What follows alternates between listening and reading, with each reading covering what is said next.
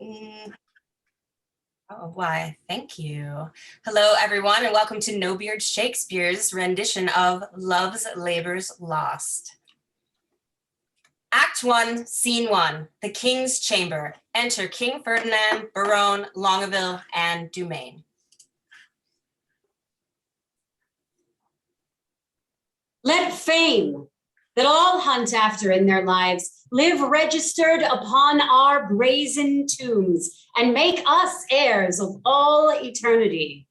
Therefore, brave conquerors, for so you are, that war against your own affections and the huge army of the world's desires, our late edict shall strongly stand in force. Navarre shall be the wonder of the world. Our court shall be a little academe, still and contemplative in living art.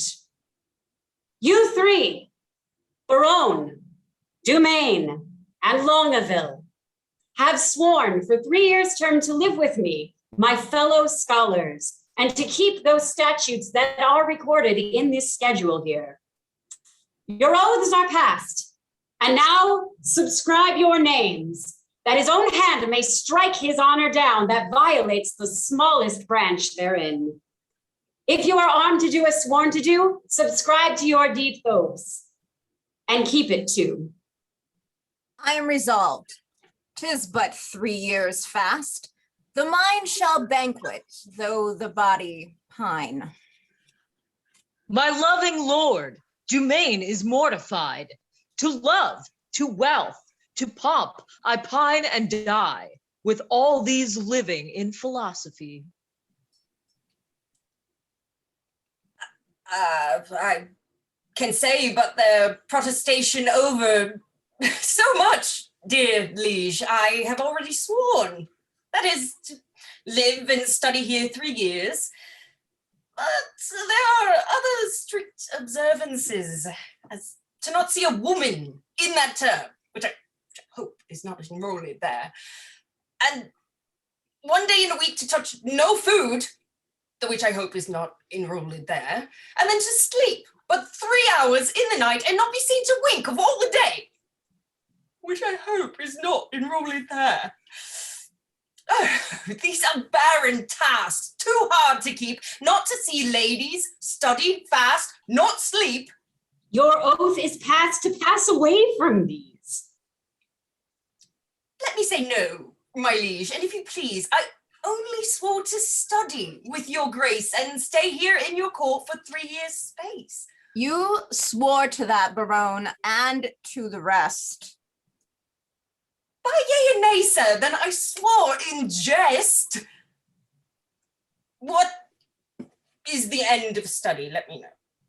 Why, that to know which else we should not know.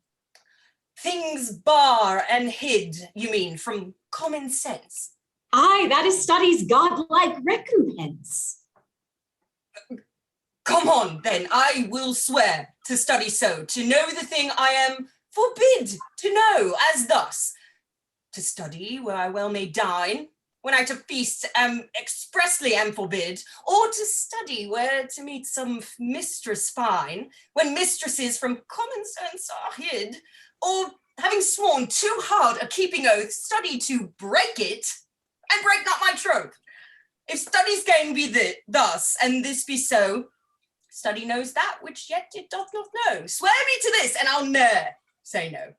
These be the stops that hinder study quite, and train our intellects to vain delight.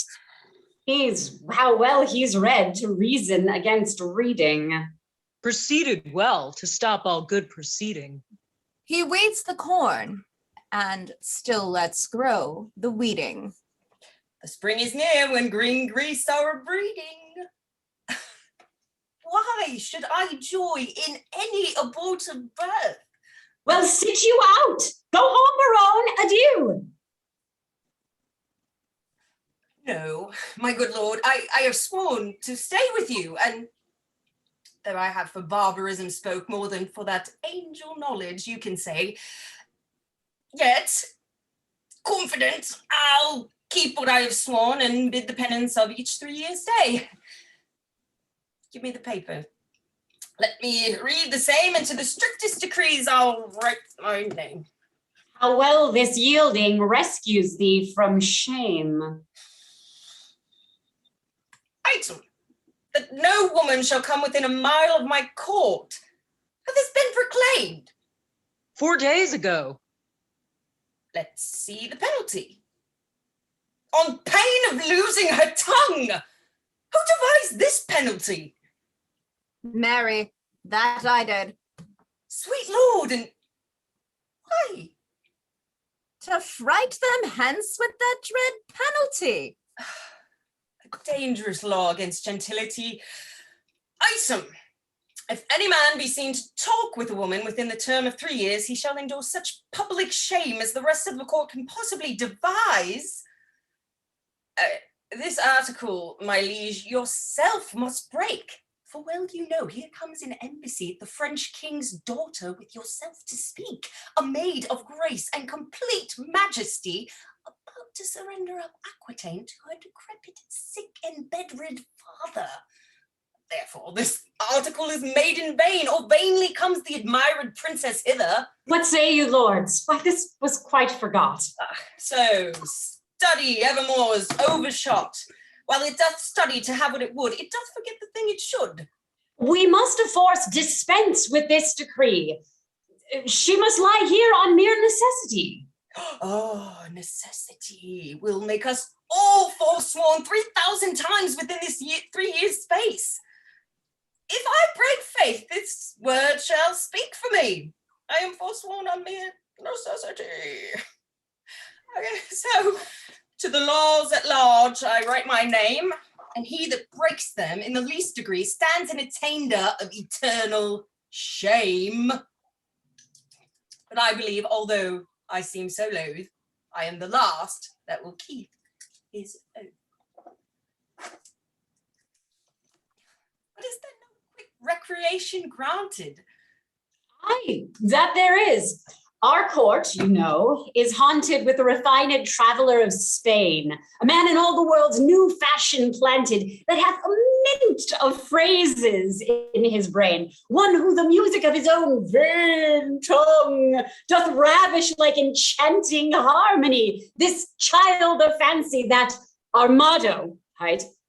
For interim to our studies shall relate in high-born words the worth of many a knight from tawny Spain lost in the world's debate. How you delight, my lords, I know not I, but I protest I love to hear him lie. Armando is most illustrious wight, a man of fire, new words, fashion's own knight. Costard the swain, and he shall be our sport. And so to study 3 years is but short. Which is the king's own person? This fellow, what wouldst? I myself reprehend his own person, for I am his grace's constable, but I would see his own person in flesh and blood. This is he. Signor, commends you. There's villainy abroad. This letter will tell you more. Sir, the contempts thereof are as touching me.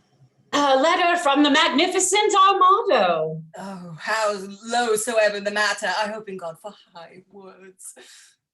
A high hope for a low heaven.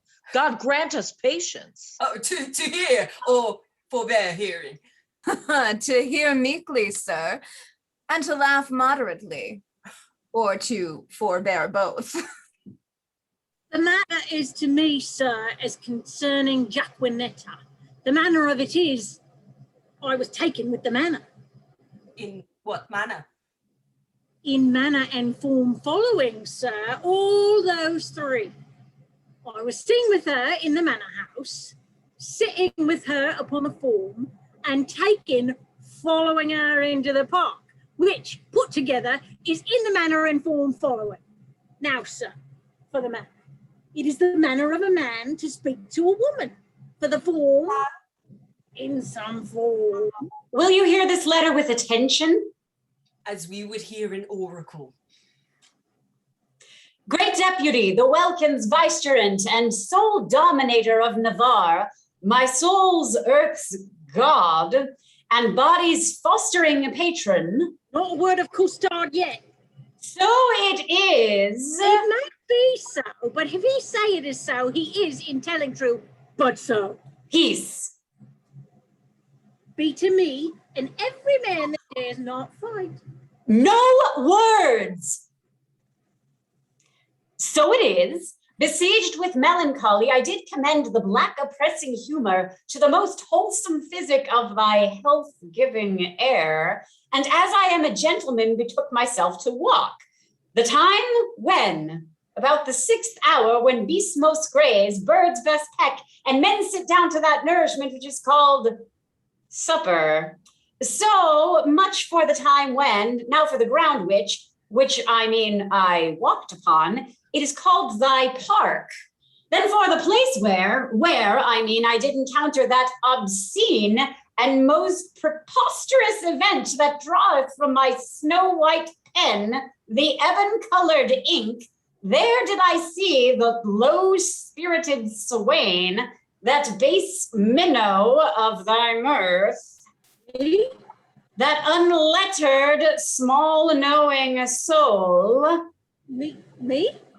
that shallow vassal, Still me? which, as I remember, hight Costard, Oh, me. sorted and consorted, contrary to thy established proclaimed edict and continent canon, With a wench. with a female, or for thy more sweet understanding, a woman, him I, as ever my esteemed duty pricks on me, have sent to thee, to receive the meed of punishment by thy sweet grace's officer, Anthony Dull, a man of good repute, carriage, bearing, and estimation. Me and how so please you, I am dull. For Jaquenetta, which I apprehended with the aforesaid swain, I keep her as a vessel of thy law's fury. Thine in all compliments of devoted and heart-burning heat of duty, Don Adriano di Armado. This is not so well as I looked for, but the best I ever heard. Aye, the best for the worst. But sirrah, what say you to this? Sir, I confess the wench. Did you hear the proclamation? I do confess much of the hearing it, little of the marking of it. It was proclaimed a year's imprisonment to be taken with the wench. Oh, I was taken with none, sir. I was taken with a damsel.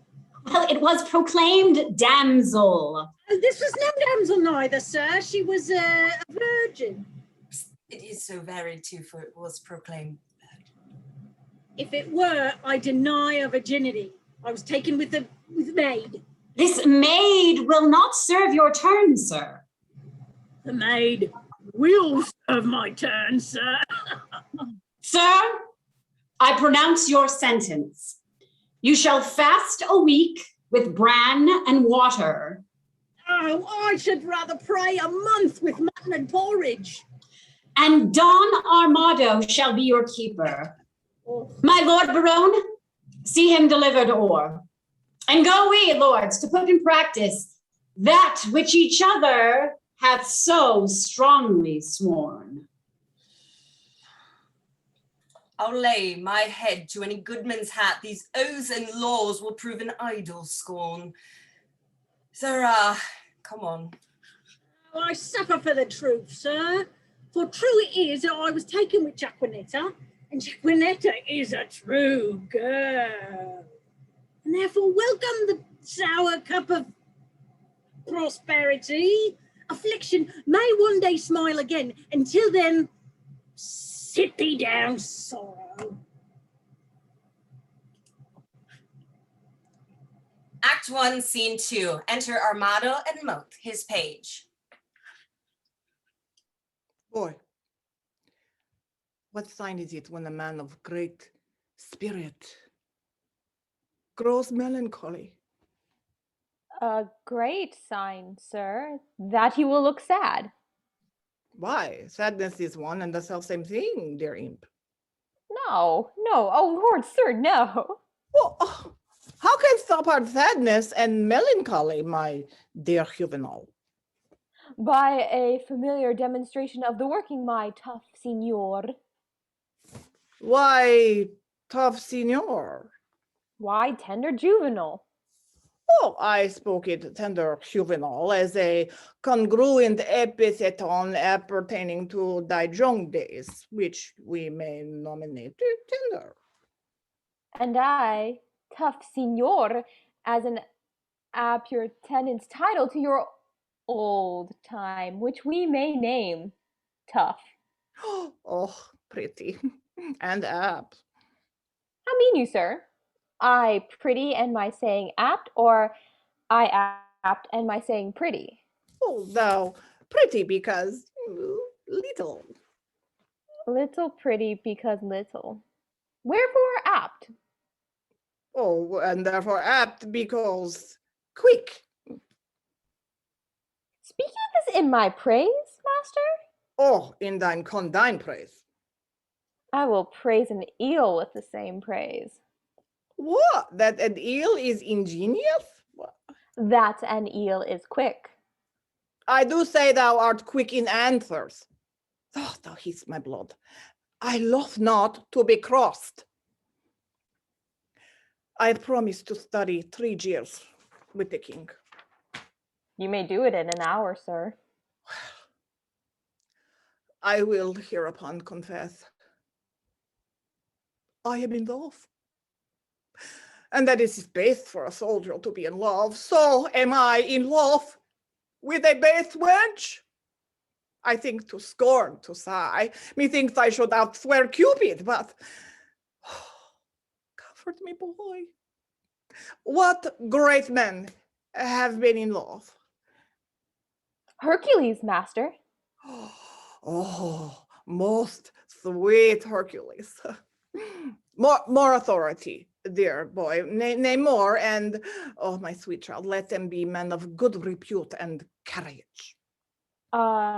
Samson, master. He was a man of good carriage, great carriage, for he carried the town gates on his back like a porter, and he was in love. Oh, well, neat Samson, strong, jointed Samson. Oh, I am in love too. Who was Samson's love, my dear Mote? A woman, master. Oh, of what complexion? Of the sea water green, sir. Is that one of the 4 complexions? As I have read, sir, and the best of them too. Oh, green indeed is the color of lovers. But to have a love of that color, methinks Samson had small reason for it. Oh, he surely affected her for her wit. It was so, sirs, for she had a green wit. Oh, my love is most immaculate white and red. Most immaculate thoughts, master, are masked under such colors. Define, well-educated infant. My father's wit and my mother's tongue assist me. Oh, sweet invocation of a child, most pretty and pathetical. If she be made of white and red, her faults will never be known. For blushing cheeks by faults are bred, and fears by pale white shown. Then, if she fear or be to blame, by this you shall not know. For still her cheeks possess the same which native she doth owe. A dangerous rhyme, master, against the reason of white and red. Oh, boy, I do love that country girl that I took in the park with the irrational hind, the Costard. She deserves well. To be whipped, and yet a better love than my master. Oh, Sig boy, my spirit grows heavy in love. And that's a great marvel, loving a light wench. I say sing, Forbear till this company be past. Oh.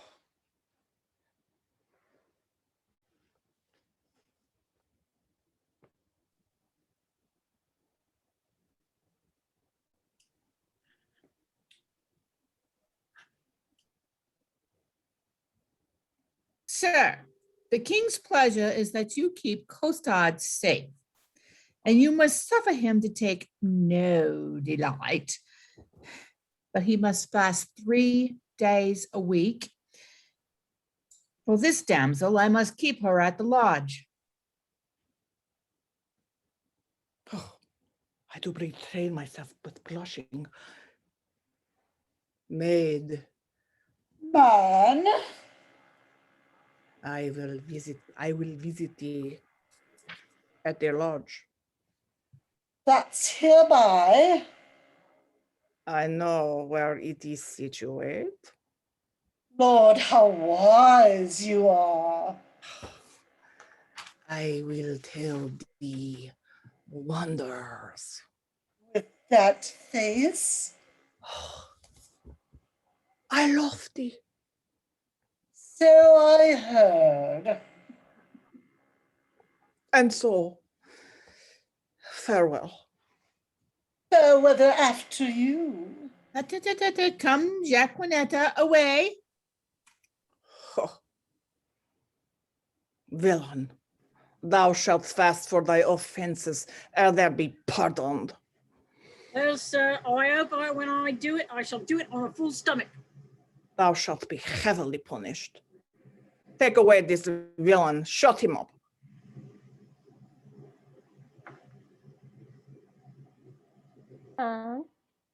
Come, you transgressing slave, away!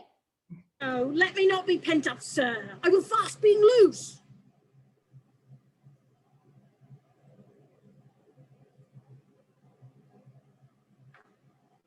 No, sir, that were fast and loose.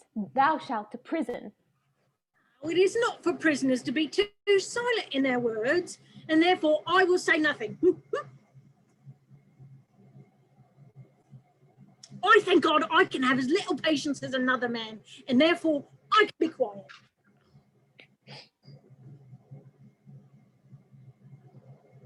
I do affect the very ground which is base. But her shoe, which is baser, guided by her foot, which is basest, doth tread. I shall be forsworn, which is a great argument of falsehood if I love. And how can that be true love, which is falsely attempted? Oh, love is a devil. There is no evil angel but love. Yet was Samson so tempted, and he had an excellent strength. Yet was Solomon so seduced that he had a very good wit. Cupid's butt shaft is too hard for Hercules' club. Therefore, too much odds for a Spaniard's rapier. His disgrace is to be called boy, but his glory is to subdue men. Oh. Adieu, valor, rust, rapier. Be still, drum, for your manager is in love. Yay. He loveth. Assist me, some extemporal god of rhyme, for I am sure I will turn to sonnet. Devise wit, write pen, for I am for volumes of folio.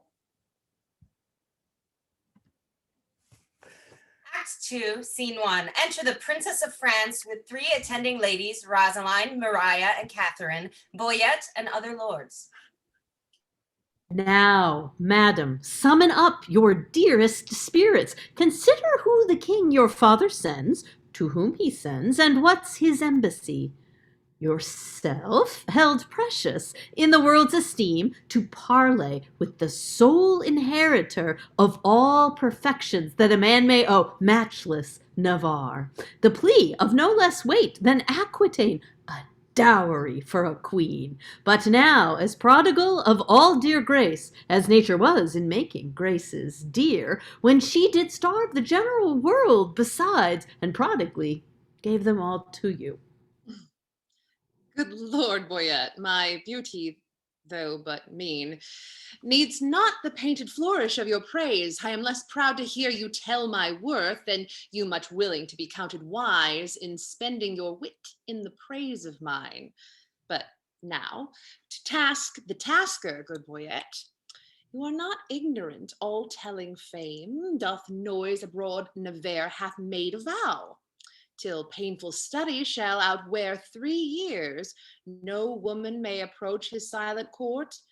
Therefore, 'tis seemeth it's a needful course before we enter his forbidden gates, to know his pleasure, and in that behalf, bold of your worthiness, we single you as our best moving fair solicitor. Tell him the daughter of the King of France on serious business craves quick dispatch, importunes personal conference with his grace. Haste signifies so much while we attend, like humble visaged suitors his high will. Proud of employment, willingly I go. Who are the votaries, my fair ladies, that are vow fellows with this virtuous duke? Lord Longaville is one. Know you the man? Oh, I know him, madam. At a marriage feast in Normandy, I saw this Longaville. A man of sovereign parts he is esteemed, well fitted in art, glorious in arms. Nothing becomes him ill that he would well. The only sorrow of his fair virtue's gloss, if virtue's gloss will stain with any soil, is a sharp wit matched with too blunt a will, whose edge hath power to cut, whose will still wills. It should none spare that come within his power. Some merry mocking lord belike. Is it so? They say so, that most his humor show. Such short-lived wits do wither as they grow. Who are the rest? Young Dumaine, a well-accomplished youth, with all that virtue loves, or virtue loved, for he hath wit to make an ill shape good, and shape to win grace, though he hath no wit. I saw him at the Duke Alanson's once.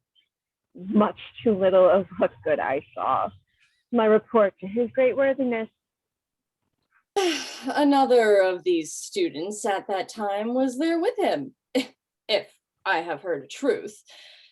A Berowne, they call him, but a merrier man within the limit of becoming mirth. I never spent an hour's talk with all. His eyes begets occasion with his wit. For every object that the one doth catch, the other turns to a mirth-moving jest, which his fair tongue, conceits expositor, delivers in such an apt and gracious words that aged ears play truant at his tales, and younger ears are quite ravished, so sweet and voluble is his discourse. God bless my ladies. Are they all in love? That every one of her own hath garnished such bedecking ornaments of praise? Oh, here comes Boyet. Now, what admittance, lord? Navarre had notice of your fair approach, and he and his competitors in oath were all addressed to meet you, gentle lady, before I came. Mary, thus much I have learned. He rather means to lodge you in the field, like one that comes here to besiege his court, then seek a dispensation for his oath to let you enter his unpeopled house.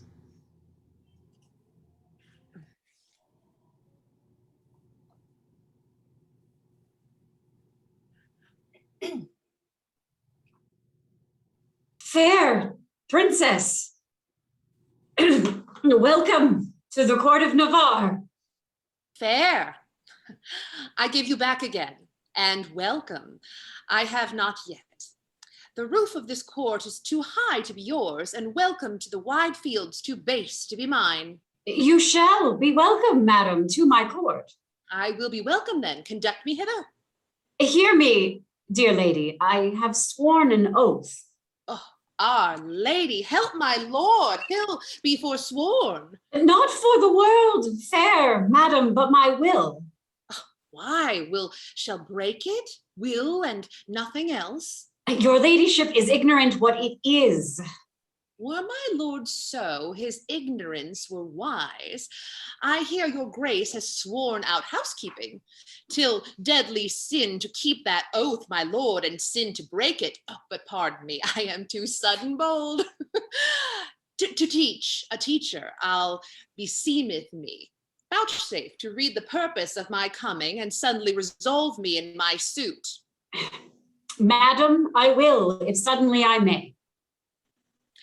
You will the sooner that I were away, for you'll prove it perjured if you make me stay. Did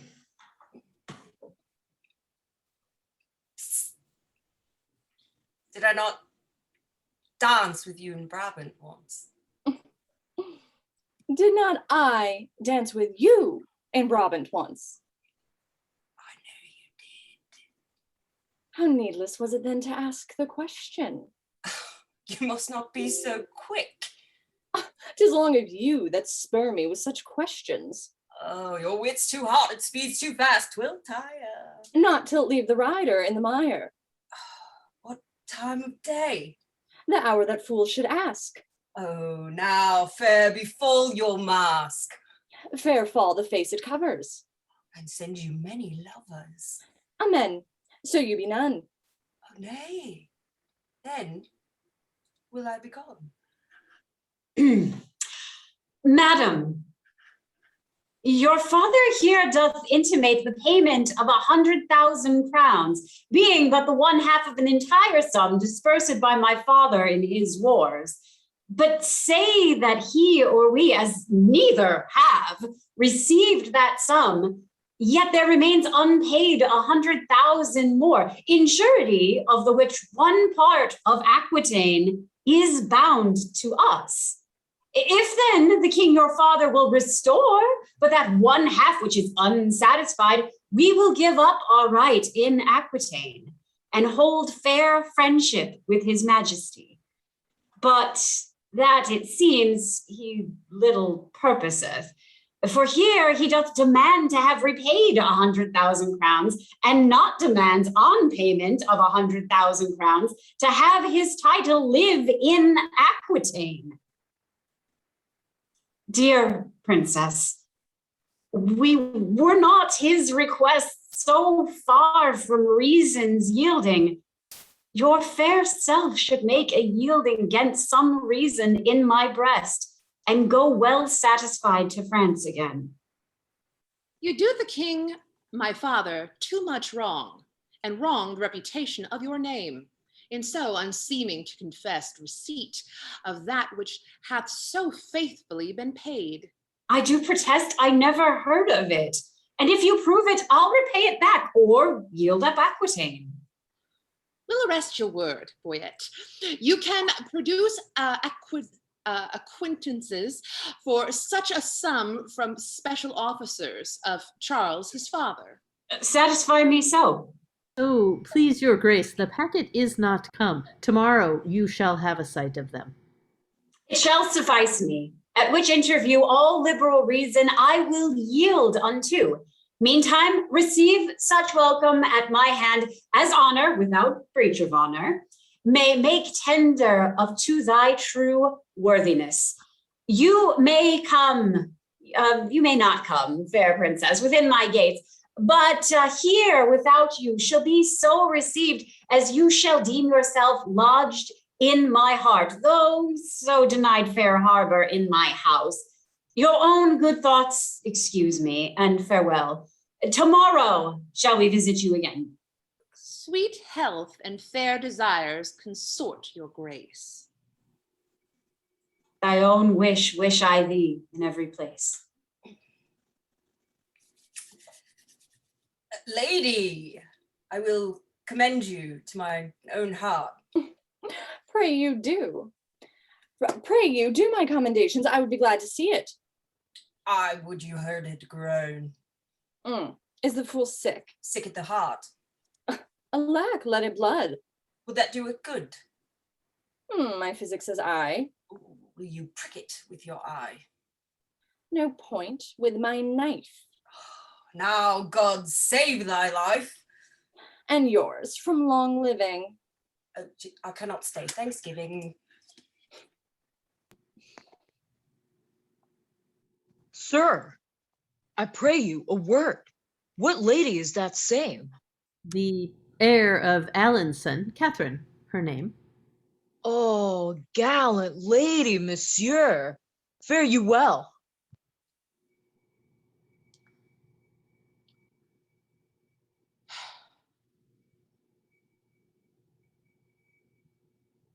I beseech you a word. What is she in the white? A woman, sometimes, and you saw her in the light. I desire her name. She hath one, but for herself, to desire that were a shame. Pray you, sir, whose daughter? The mother's, I have heard. God's blessing on your beard. Sir, be not offended. She is an heir of Falconbridge. Maria. Nay, my color is ended. She is a most sweet lady. What's her name in the cap? Rosaline, by good hap. Is she wedded or no? To her will, sir, or so. You are welcome, sir. Adieu. That last is Berowne, the merry madcap lord. Not a word with him, but a jest. And every jest but a word. It was well done of you to take him at his word. I was as willing to grapple as he was to board. 2 hot sheets marriage. And wherefore not ships? No sheep, sweet lamb, unless we feed on your lips. If I grant pasture for thee, not so, gentle beast. My lips are no common, though several they be. Belonging to whom? To my fortunes and me.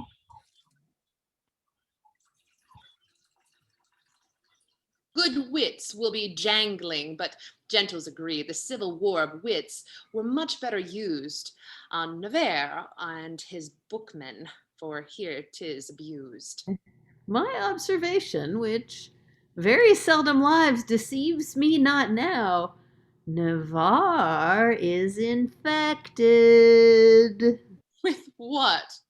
With that which we lovers in title affected. Your reason?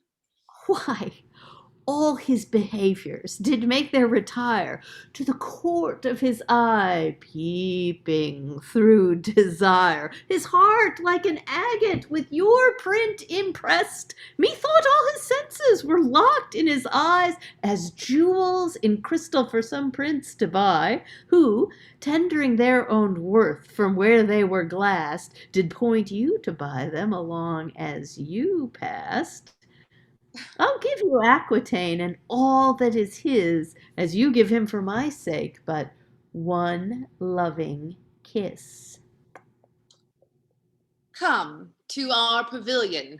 Boyet is disposed. But to speak that in words which his eye hath disclosed. Thou art an old lovemonger, and speakest skillfully. His stupid grandfather and learned news of him. Then was Venus like her mother, for her father is but grim. Do you hear, my mad wenches?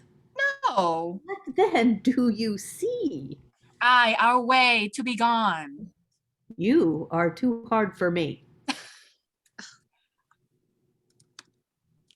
3, Scene 1. Enter Armado and Mote. Warble, child. Make passing of my sense of hearing. When the sun hits your eye like a big pizza pie, that's amore. Sweet air, gold, tenderness of yours. Oh, take this key. Give enlargement to this one. Bring him festinately hither. I must employ him in a letter to my love. Master, will you win your love with a French brawl? How meanest thou brawling in French? But to jig off a tune at the tongue's end. Canary to it with your feet, humor it with turning up your eyelids, sigh a note and sing a note, sometimes through the throat as if you swallowed love with singing love, sometimes through the nose as if you snuffed up love by smelling love, and with your hat penthouse like o'er the shop of your eyes, and with your arms crossed over your thin belly doublet, or your hands in your pockets, like a man after the old painting. These are compliments. These are humors. These betray nice wenches that would be betrayed without these. Do you note me? How hast thou purchased this experience? By my penny of observation. But have you forgot your love? Almost I had. Negligent student, learn her by heart. Oh, by heart and in heart, boy. And out of heart, master. All those three I will prove.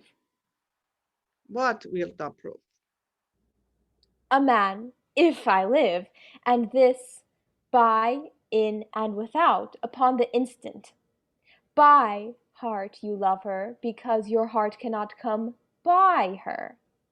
In heart you love her, because your heart is in love with her. And out of heart you love her, being out of heart that you cannot enjoy her. I have all these three. Oh, fetch hither this one. He must carry me a letter. The way is but short. Away. As swift as lead, sir. Thy meaning, pretty ingenious, is not lead a metal heavy, dull, and slow? Minime, honest master, or rather, master no. Oh, I say lead is slow. You are too swift, sir, to say so. Is that lead slow, which is fired from a gun? Oh, sweet smoke of rhetoric. Oh, he reputes me a cannon, and the bullet, that's he. Oh, I shoot thee at the swan. Ah! Bump! Then, and then I flee. Oh, most acute juvenile, voluble and free of grace. Oh, but I favor, sweet welcome. I must sigh in thy face. Most rude melancholy, valor gives thee place. Oh, my herald is returned. A wonder, master, here's a costard broken in a shin. Some enigma, some riddle. Come, l'envoy begin. No enigma, no riddle, no l'envoy, no sound in the mail, sir. Oh, sir, a plantain, a plain plantain. Oh, my virtue. Thou enforcest laughter. Thy silly thought? Oh, pardon me, my stars. Thus the inconsiderate take solve for the l'envoy, and the word l'envoy for a solve? Do the wise think them over? Is not l'envoy a solve? No, a page. It is an epilogue or discourse to make plain some obscure precedent that has to form and then. How did these arguments begin? By saying that a costard was broken in a shin, then called you for the l'envoy. But tell me, how was there a costard broken in a shin? I will tell you sensibly. No, thou hast no feeling of it, Mote. I will speak that l'envoy.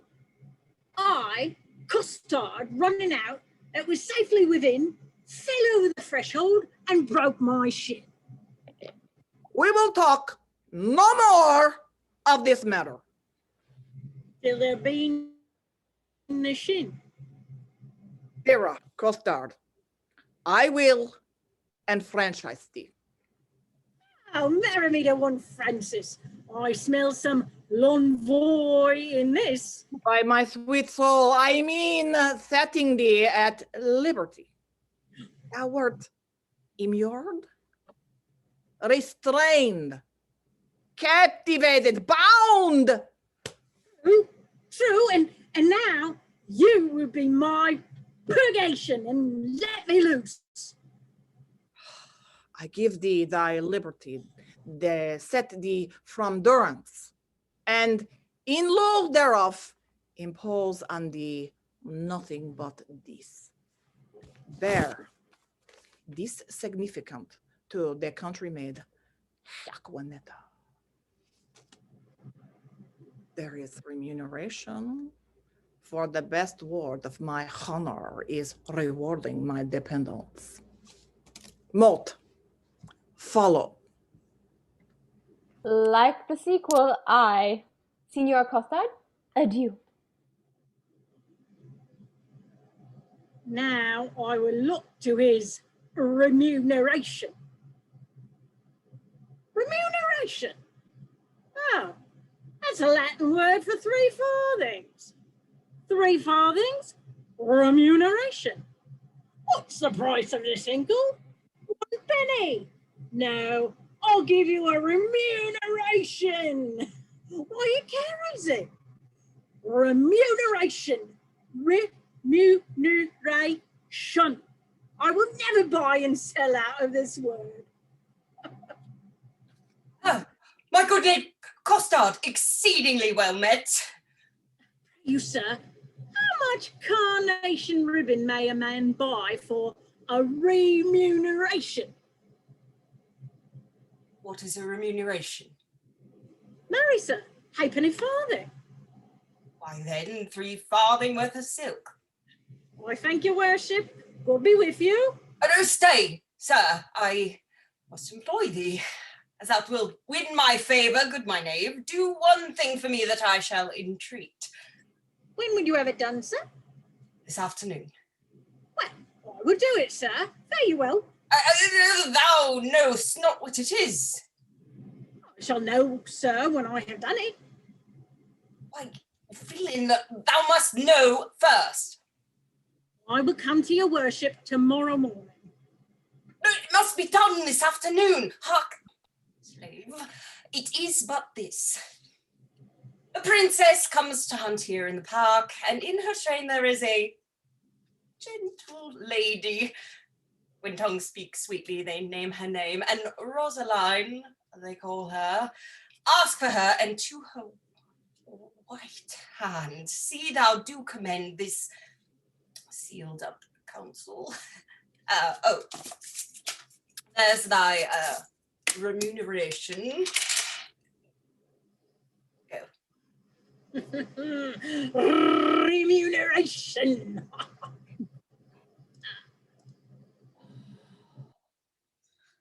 And I, forsooth, in love. I, that have been love's whip, a very beadle to a humorous sigh, a critic, nay, a night watch constable, a domineering pedant o'er the boy, than whom no mortal so magnificent.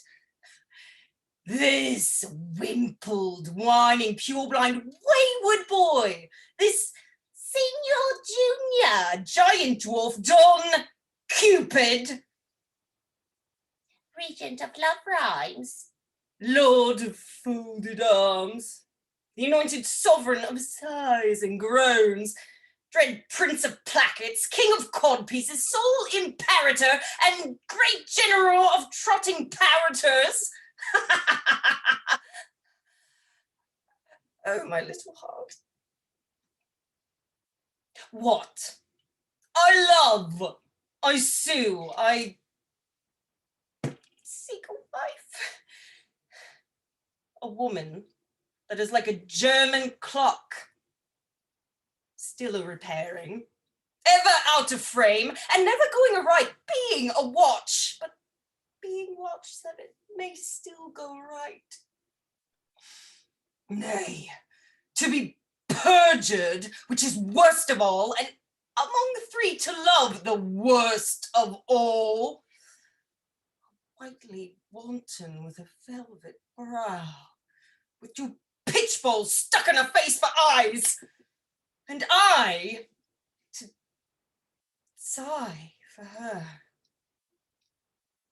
to watch for her, to pray for her. Go to, it is a plague that Cupid will impose on me for my neglect of his almighty dreadful little might. Well, I will love. Right. Sigh, pray, sue, groan, for some men must love my lady, and some Joan.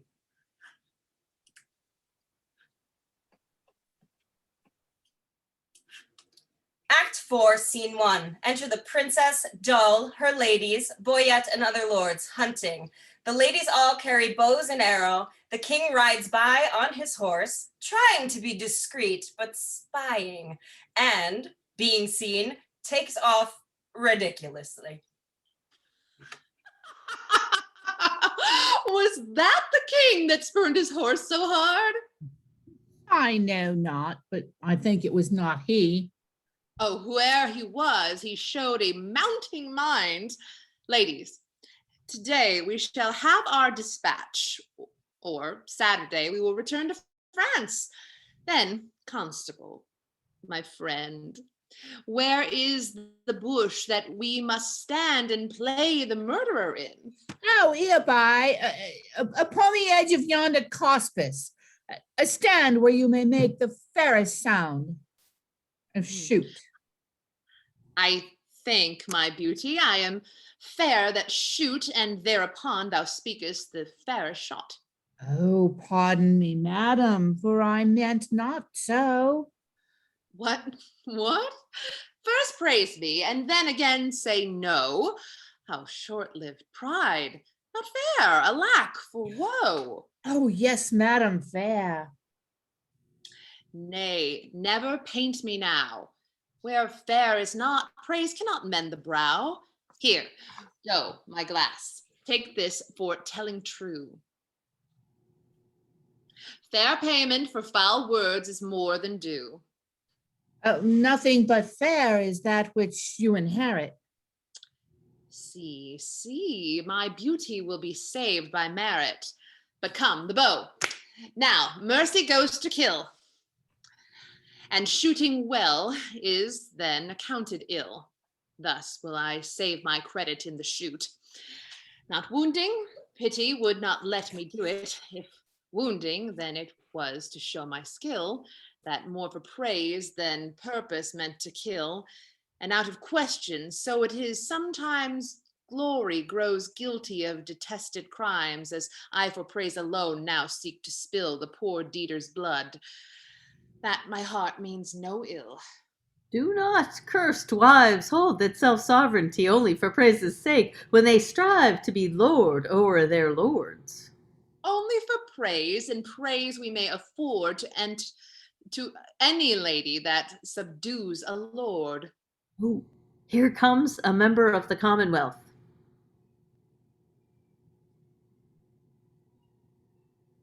I do see Mr. Costard yonder. Aha! Did you then all? Pray you, which is the head lady? Thou shalt know her, fellow, by the rest that have no heads. Which is the greatest lady, the highest? The thickest and the tallest.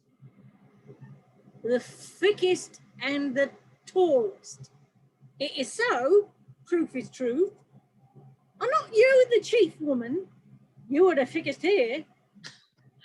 What's your will, sir? What's your will? I have a letter from Monsieur Berowne to one Lady Rosaline. Oh, thy letter, thy letter. He's a good friend of mine. Stand aside, good bearer. Boyet, you can carve. Break up this capon and everyone give ear. I am bound to serve. By heaven, that thou art fair is most infallible. True that thou art beauteous, truth itself that thou art lovely.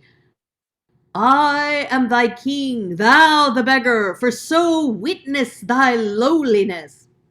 Shall I command thy love? I may. Shall I enforce thy love? I could. Shall I entreat thy love? I will.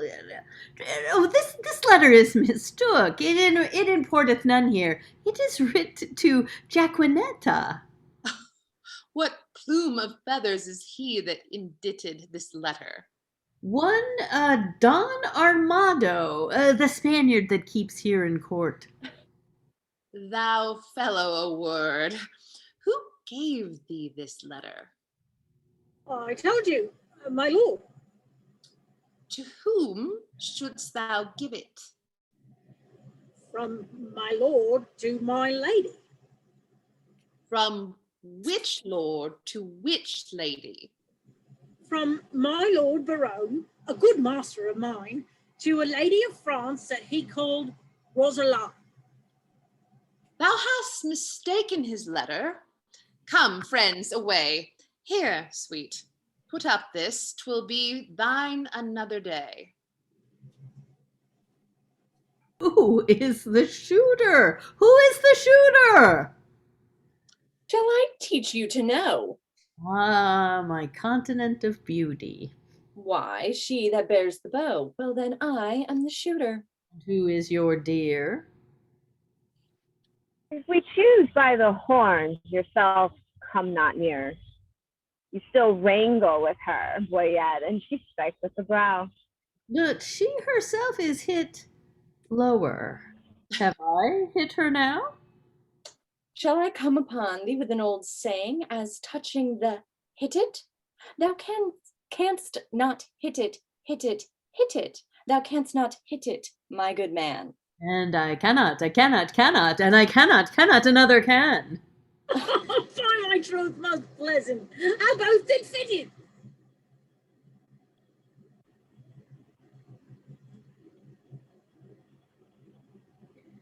Let the mark have a prick in it, to meet at, if it may be. Come, you talk greasily. Your lips grow foul. I fear too much rubbing. Good night, my good owl. Oh, my troth.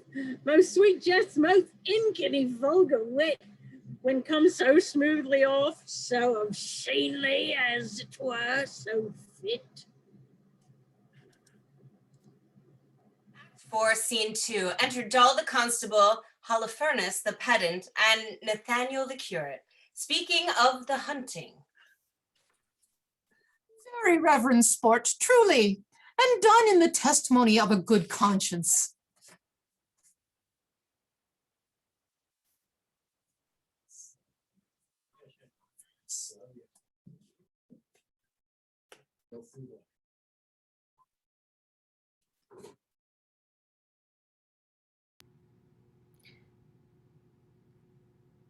Calling on Holofernes.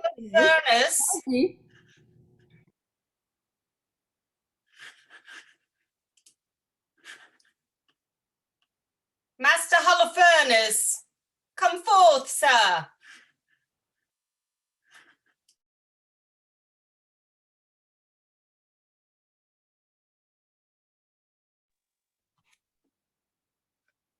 The deer was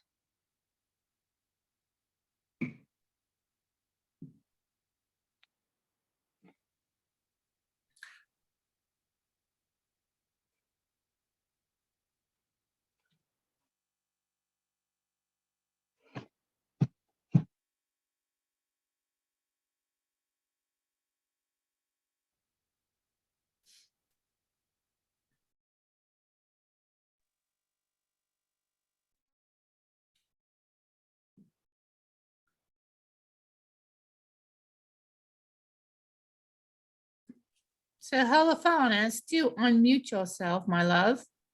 I did. The deer was, as you know, sanguine, in blood, ripe as fruit, who now hangeth like a jewel in the sky, and anon falleth like a crab on the face of the soil, the land, the earth. Truly, Master Holofernes, the epithets are sweetly varied, like a scholar at the least. But, sir, I assure you, it was a buck of the first head. Sir Nathaniel, hot credo. Oh, 'twas not a hard credo, 'twas a pricket. Most barbarous imitation, to show, as it were, his unpolished, uneducated, untrained, or rather unlettered, or ratherest, unconfirmed fashion to insert again my hot credo for a deer. I said the deer was not a hard credo, 'twas a pricket. Twice sod simplicity, this coctus. Oh, thou monster ignorance, how deformed dost thou look.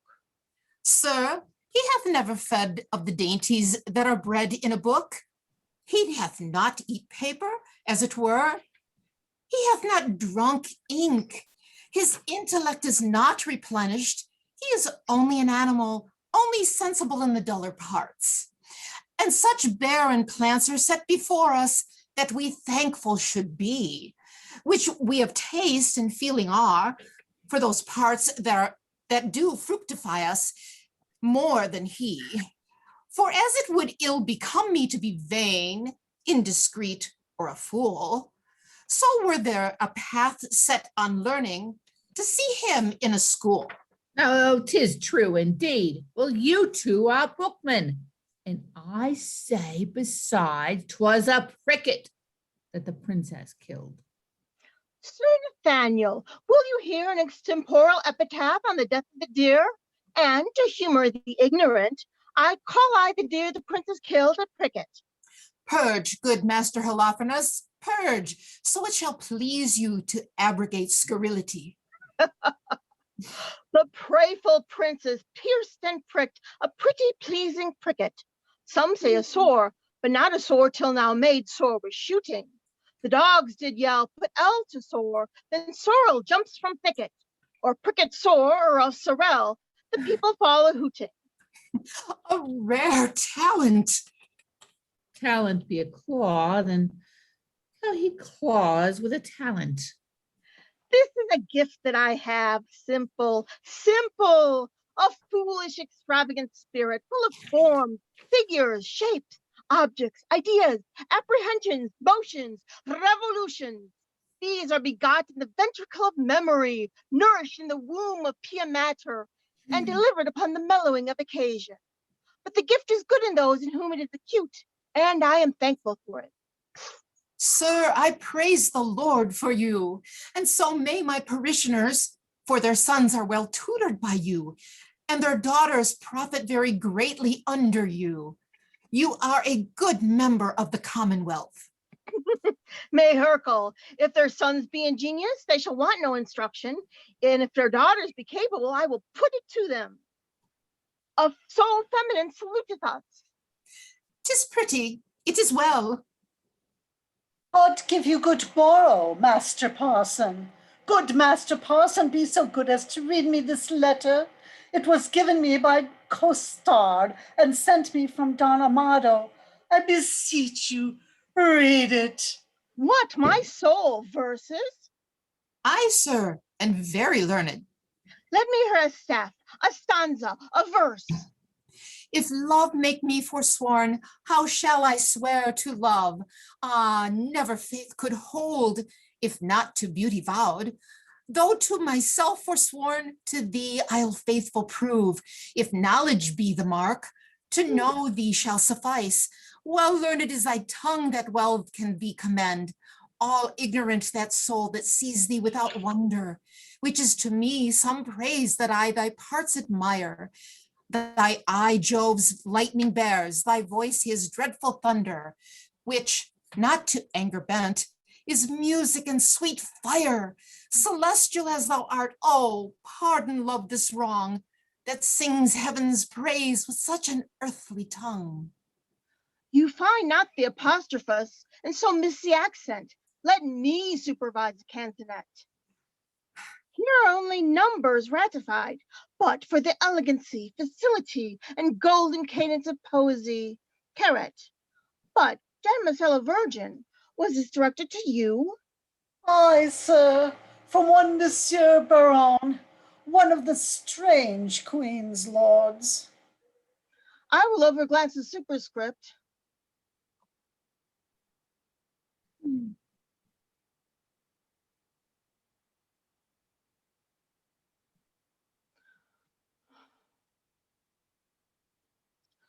To the snow-white hand of the most beauteous Lady Rosaline.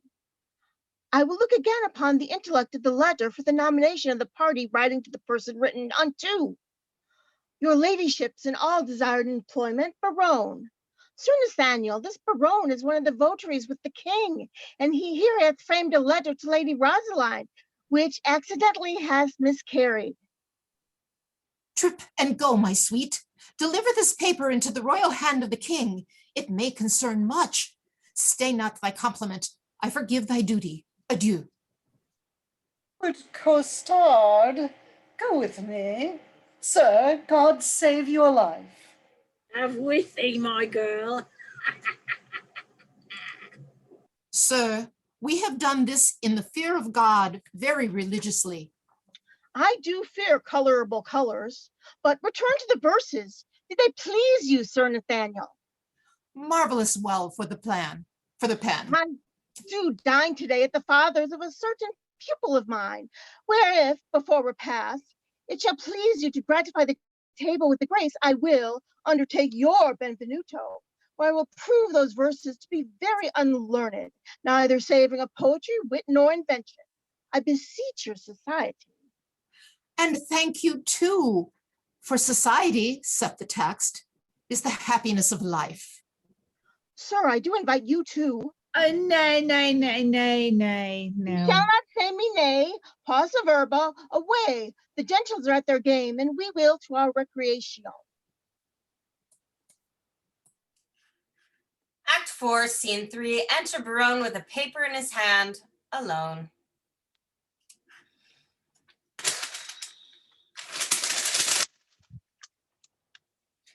The king, he's hunting the deer.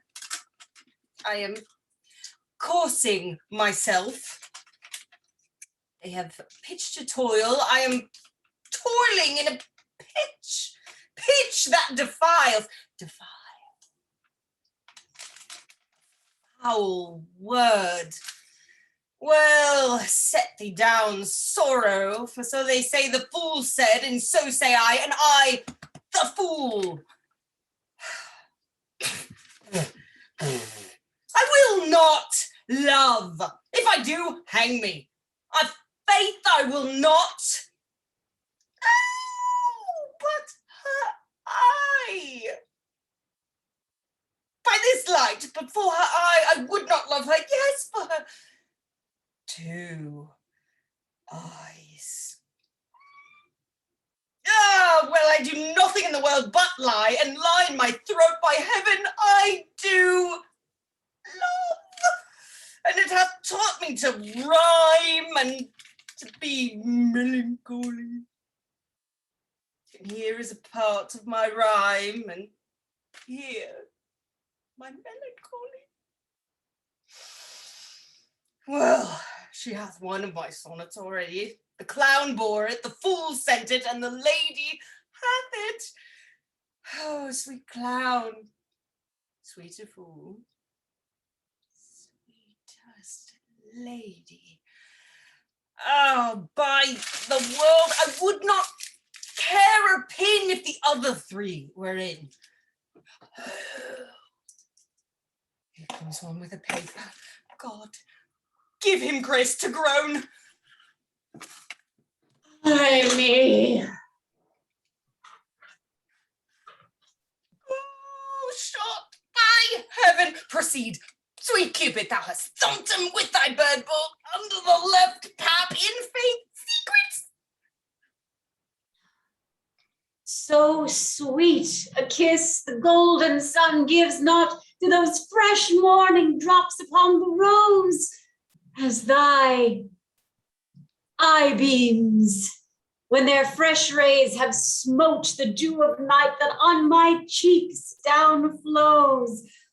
Nor shines the silver moon one half so bright through the transparent bosom of the deep as doth thy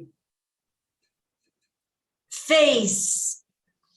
Through tears of mine give light, but do behold the tears that swell in me, and then thy glory through my grief will show. But do not love thyself, then thou wilt keep my tears for glasses, and still make me weep. Oh, Queen of Queens, how far dost thou excel? No thought can think, no tongue, no mortal tell. How shall she know my griefs? I'll drop the paper. Sweet leaves, shade folly. Who comes here? What? Longaville? And reading? Listen, ear. Now, in there like this, one more fool, up again. I am forsworn.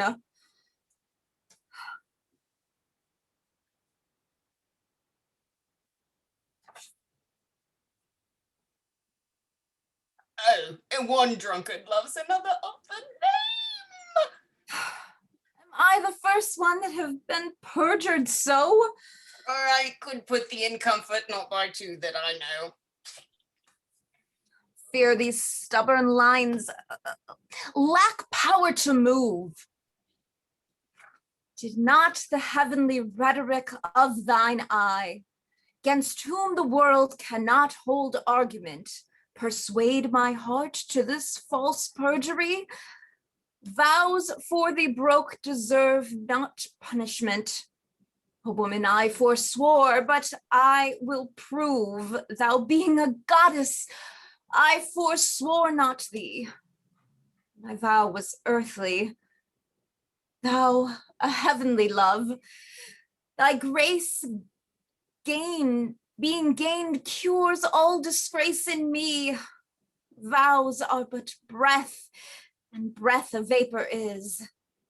Then thou, fair sun, which on thy earth dost shine, exhalest this vapor vow, in thee it is. If broken, then it is no fault of mine. If by me broke, what fool is not so wise to lose an oath to win a paradise? By whom shall I send this? Company? Stay.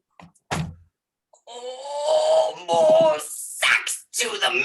Oh, heavens, I have my wish. Dumaine transformed. 4 woodcocks in a dish. Oh, most divine Kate. Oh, most profane coxcomb.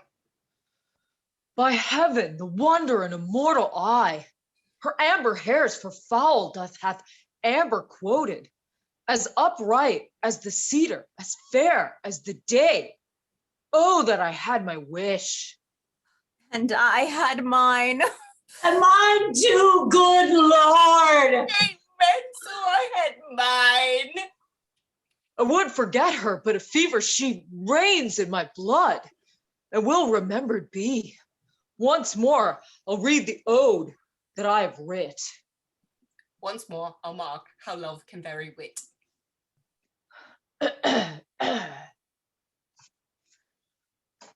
On a day, alack the day, love, whose month is ever May, spied a blossom passing fair, playing in the wanton air.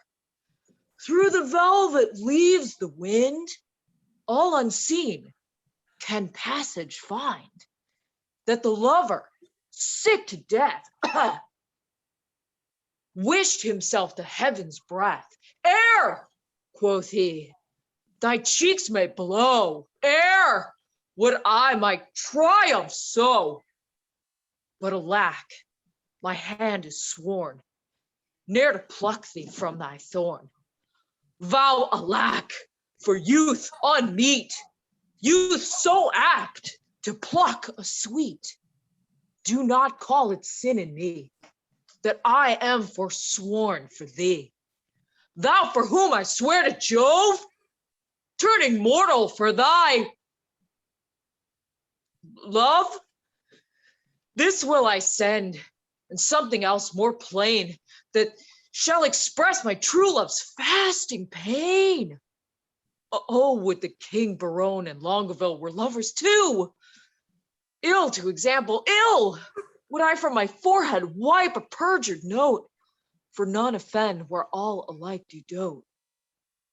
Dumaine, thy love is far from charity. In that love's grief desirous society. You may look pale, but I should blush, I know, to be o'erheard and taken napping so. Sir, you blush, as your case is such. You tried at him, offended twice as much. You do not love Maria. Longaville did never sonnet for her sake compile. I have been closely shrouded in this bush and marked you both, and for you both did blush. You would for paradise break faith and troth, and Jove for your love would infringe an oath. Huh. What will Berowne say when he shall hear faith infringed with such zeal did swear? How will he scorn? How will he spend his wit? How will he try to plague and laugh at it? For all the wealth that ever I did see, I would not have him know so much by me. Ha ha! Now step I forth to whip hypocrisy. Good heart, what grace hast thou thus to reprove these worms for loving that art thou most in love?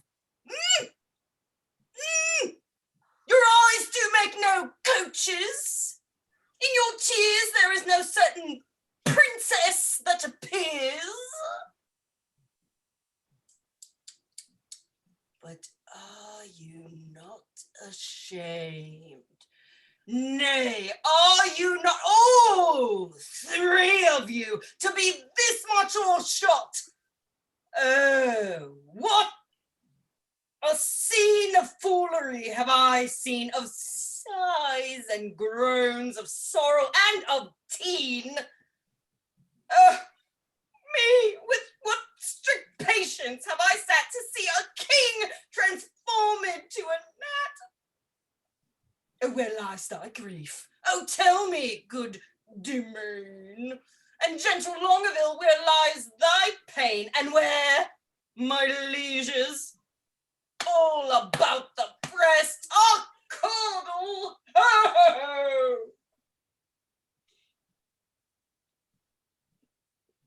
Too bitter is thy jest. Are we betrayed thus to thy overview? Not you to me, but I betrayed by you. I that am honest. I that hold it a sin to break the vow I am engaged in. I am betrayed by keeping company with men like you, men of inconstancy. When shall you see me write a thing in rhyme? Or groan for Joan? Or spend a minute's time in pruning me? When shall you hear of that? Oh, soft! Whither away so fast? A true man or a thief that gallops so? I post from love. Good lover, let me go. God bless the king. What present hast thou here? some certain treason. I beseech your grace, let this letter be read. Our parson misdoubts it. 'Twas treason, he said. Berowne, read it over. Where hadst thou it? Of Costard. Of Don Adramadio. Don Adramadio. Oh no! What is in you? Why dost thou tear it? Oh, my liege, a toy. Your grace needs not fear it. It did move him to passion, and therefore let's hear it. It is Berowne's writing, and here is his name. Oh, you horse and loggerhead, you were born to do me shame. Ow! Guilty, my lord, guilty. I confess. What?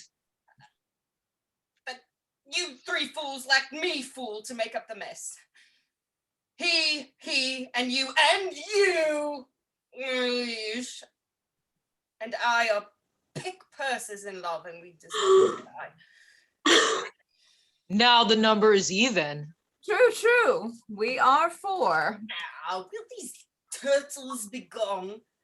Hence, sirs, away. Walk aside the true folk and let the traitors stay.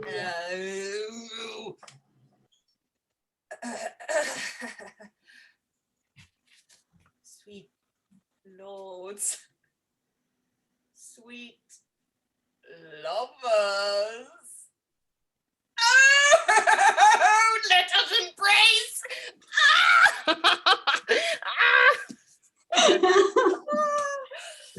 We're gonna cross the cause why we were born, therefore of all hands we must be forsworn.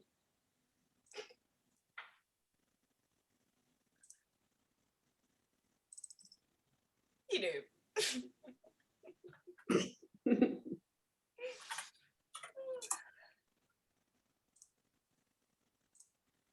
I mean, these red lines show some love in mine. Did they, quoth you? Who sees the heavenly Rosaline?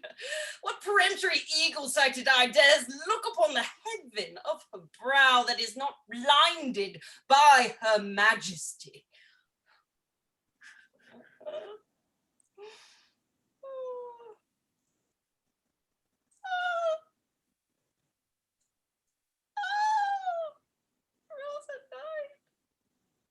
You know? I mean, she passes praise, and praise too short doth blot. Oh, 'tis the sun that maketh all things shine. I'll prove her fair, or talk till doomsday here. No devil will fright thee when then so much as she. I never knew man hold vile stuff so dear.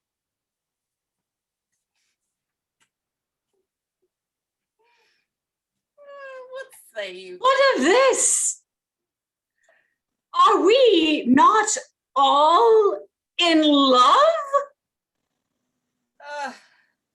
Nothing so sure, and thereby all forsworn.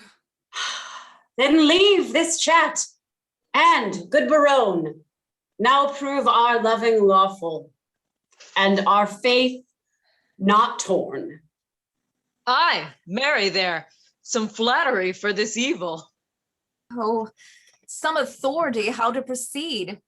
Some tricks, some quillets, how to cheat the devil. Some salve for perjury. Oh, 'tis more than need. We have made a vow to study loads, and in that vow we have forsworn our books. But love, first learned in a lady's eyes, and gives to every power a double power. It adds a precious seeing to the eye. Never dares poet touch pen to write until his ink were tempered with love's sighs. From women's eyes, this doctrine I derive. They are the books, the arts, the academes that show, contain, and nourish all the world. Then fools you were, these women to forswear, or keeping what is sworn you will prove fools. For wisdom's sake, a word that all men love, or woman's sake, by whom we men are men. Let us once lose our oaths to find ourselves, or else we lose ourselves in keeping our oaths. Saint Cupid, then, and soldiers, to the field. Now to plain dealing. Lay these glosses by. Shall we resolve to woo these girls of France? And win them too. Therefore, let us devise some entertainment for them in their tents. The sound, cock will reap no corn, like wenches may prove plagues to men forsworn. Act 5, Scene 1, enter Holofernes, the pedant, Nathaniel the curate, and Doll the constable. I praise God for you, sir. Your reasons at dinner have been sharp and sententious, pleasant without scurrility, witty without affection, learned without opinion, and strange without heresy. I did converse this quondam day with a companion of the king's, who is intituled, nominated, or called Don Adriano de Armado.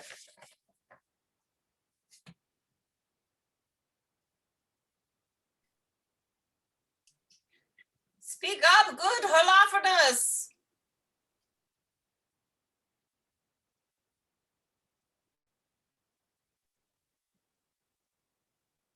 His humor is lofty, his discourse peremptory, his eye ambitious, his gait majestical, and his general behavior vain, ridiculous, and personical. He is too picked, too spruce, too affected, too odd, as it were, to originate, as I may call it. A most singular and choice epithet. He draweth out the thread of his verbosity, finer than the staple of his argument. I abhor such fanatical fantasemes, such insociable and point device companions, such rackers of orthography, as to speak doubt, fine, but when he should say doubt, debt when he should pronounce debt, D-E-B-T, not D-E-T. He clepeth a calf cough, half hoth, neighbor vocator neighbor, nay abbreviated need. It insinuates me of insanity, the intelligence domine to make frantic lunatic. Laus Deo, bone intelligo.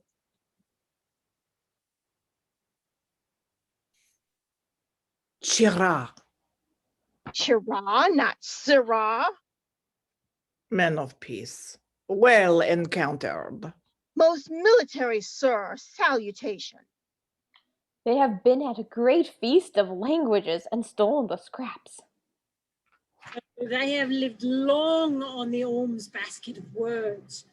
I marvel thy master hath not eaten thee for a word, for thou art not so long by the head as honorific abilitudinetatibus. Thou art easier swallowed than a flat dragon. Peace! Appeal begins. Monsieur, are you not lettered?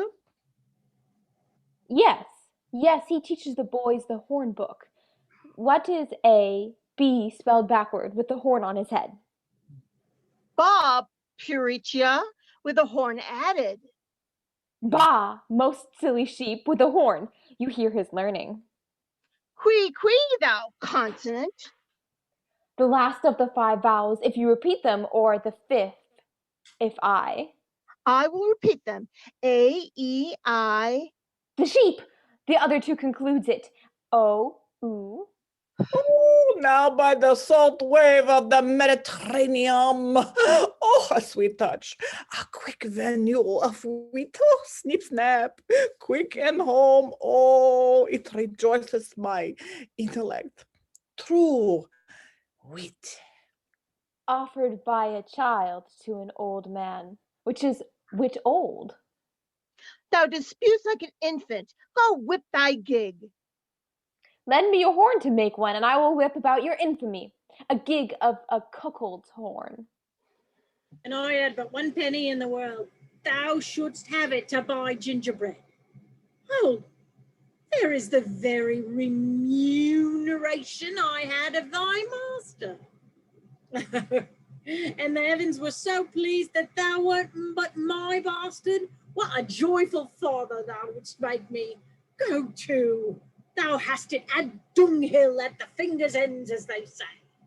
Oh, I smell false Latin. Dunghill for unguem. Artsman. Preambulate.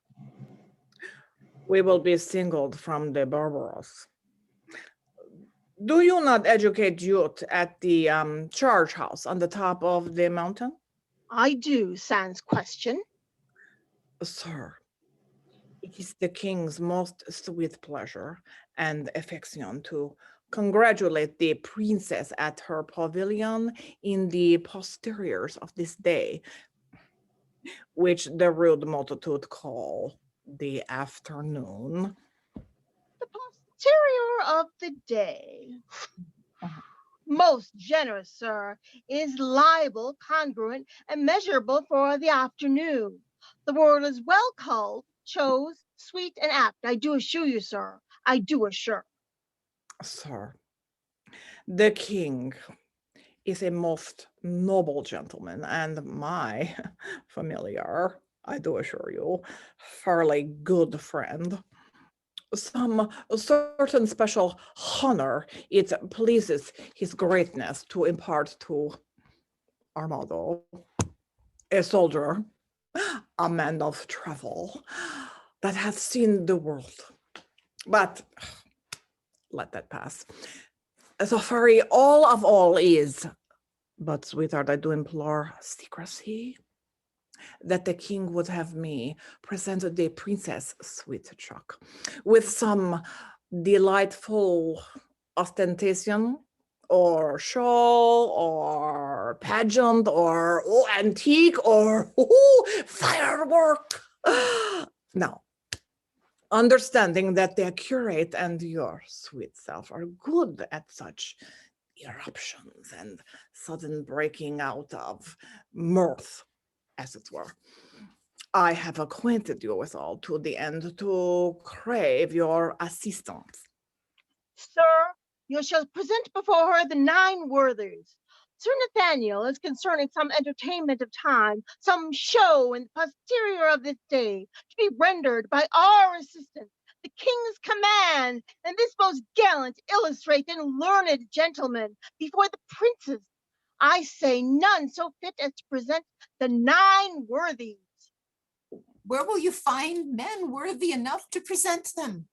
Yourself, myself, and this gallant gentleman.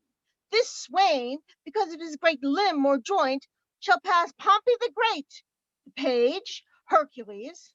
Pardon, sir. Error. He is not quantity enough for the worthy's thumb. He is not so big as the end of his club. Shall I have audience? He shall present Hercules in minority. His enter and exit shall be strangling a stake, and I will have an apology for that purpose. An excellent device. So if any of the audience hiss, you may cry, "Well done, Hercules, now thou crushest the snake." That is the way to make an offense gracious, though few have the grace to do it. For the rest of the worthies? I will play 3 myself. Shall I tell you a thing? We will have, if this fudge not, an antique. I beseech you, follow. The Goodman Dull. Thou hast spoken no word at all this while. No, understood none neither, sir. Allons, we will employ thee. I'll make one in a dance or so, or I will play on the tabor to the worthies and let them dance the hay. Most dull, honest dull, to our sport. Away. Act 5, Scene 2, enter the ladies, the princess, Rosaline, Katherine, and Mariah. Sweethearts, we shall be rich ere we depart, if fairings come thus plentifully in. A lady walled about with diamonds. Look what I have from the loving king. Madam, came nothing else along with that? Nothing but this. Yes, as much love in rhyme as would be crammed up in a sheet of paper, writ o' both sides the leaf, margent and all, that he was fain to seal on Cupid's name. That was the way to make his godhead wax, for he hath been 5,000 years a boy. Aye, and a shrewd, unhappy gallows too. He'll never be friends with him. He killed your sister. He made her melancholy, sad, heavy, and so she died. Had she been light like you, of such a merry, nimble, stirring spirit, she might have been a grande dame ere she died. So may you, for a light heart, live long. What's your dark meaning, mouse, of this light word? A light condition in a beauty dark. We need more light to find your meaning out. Look what you do. You still do it in the dark. So do not you, for you are a light wench. Indeed, I weigh not you, and therefore light. Therefore, I'll darkly end the argument. Well banded both, a set of wit well played, but Rosalind, you have a favor too. Who sent it, and what is it? I would you knew, and if my face were but as fair as yours, my favor were as great. Be witness. Nay, I have verses too. I thank Berowne. I am compared to 20,000 fairs. Oh, he hath drawn my picture in this letter. Beauteous as ink, a good conclusion. Fair as a text be in a copybook. But Katherine, what was sent to you from fair Dumaine? Madam, this glove. Did he not send you twain?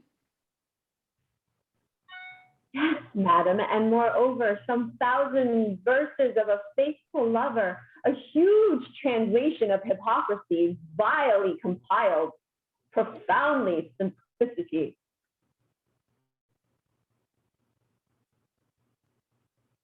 What was that, Mariah? This and these pearls to me sent to Longaville. The letter is too long by half a mile. I think no less. Doth thou not wish in heart the chain were longer and the letter short? Aye, or I would these hands might never part. We are wise girls to mock our lovers so.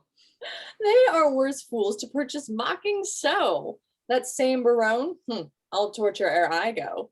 Oh, that I knew he were but in the week, how I would make him fawn and beg and seek, and wait the season and observe the times, and spend his prodigal wits in bootless rhymes, and shape his service wholly to my hests, and make him proud to make me proud that jests. So fortune-like would I o'erswear his state, that he should be my fool, and I his fate.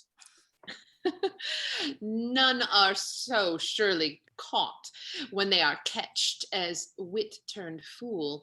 Folly and wisdom hatched hath wisdom warrant, and the help of school, and wit's own grace to grace a learned fool. Folly and fools bear not so strong a note as foolery in the wise when wit doth dote. Since all power thereof it doth apply to prove by wit worth in simplicity. Oh, here comes Boyet, and mirth is in his face. I am stabbed with laughter. Where's her grace? Thy news, Boyet? Oh, prepare, madam, prepare. Arms, wenches, arm. Encounters mounted are against your peace. Love doth approach, disguised. Muster your wits. Stand in your own defense, or hide your heads like cowards and fly hence. Oh, Saint Dennis to Saint Cupid, what are they that charged their breath against us? Say, scout, say. Under the cool shade of a sycamore, I thought to close mine eyes for some half an hour, when lo, to interrupt my proposed rest, toward the shade I might behold addressed the king and his companions. Warily I stole into a neighbor thicket by, and overheard what you shall overhear, that by and by disguised they will be here. Their herald is a pretty knavish page, that well by heart hath conned his embassage. Action and accent did they teach him there. Thus must they speak, and thus thy body bear. For, quoth the king, an angel shalt thou see, yet fear not thou, but speak audaciously. The boy replied, an angel is not evil. I should have feared her had she been a devil. With that, all laughed and clapped him on the shoulder, making the bold wag by their praises bolder. With that, they all did tumble on the ground with such a zealous laughter so profound. But what? Come they to visit us? They do, and are apparelled thus, like Muscovites. Or Russians, as I guess. Their purpose is to parley, to court, and dance, and every one his love feet will advance unto his several mistresses, which they'll know by favors several which they did bestow. And will they so? The gallant shall be tasked. For, ladies, we will every one be masked. And not a man of them shall have the grace, despite of suit, to see a lady's face. Hold, Rosalind, this favor thou shalt wear. Then the king will court thee for his dear. Thou take this, my sweet, and give me thine. So, Berowne, take me for Rosalind. And change your favors too, so shall your lovers woo contrary, deceived by these removes. Come on then, where the favors most in sight.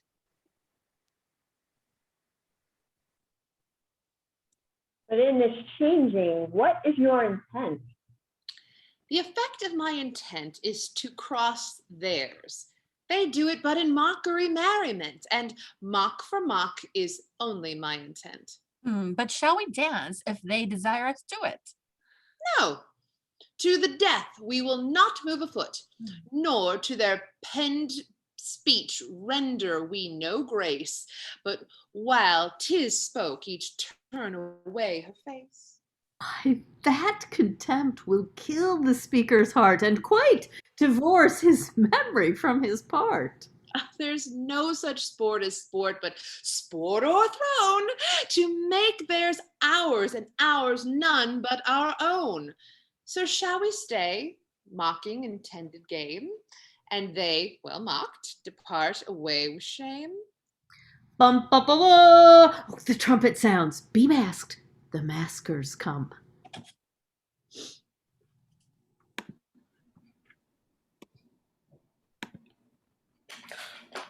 All hail the richest beauties on the earth, a holy parcel of the fairest dames. that ever turned their backs to mortal views. Their eyes, Dylan, their eyes! That ever turned their eyes to mortal views. Out Indeed. Out of your favors, heavenly spirits, vouchsafe now to behold. Once to behold, rogue. Once to behold with your sun-beamed eyes, with your sun-beamed eyes. They do not mark me, and that brings me. Is this your perfectness? Begone, you rogue.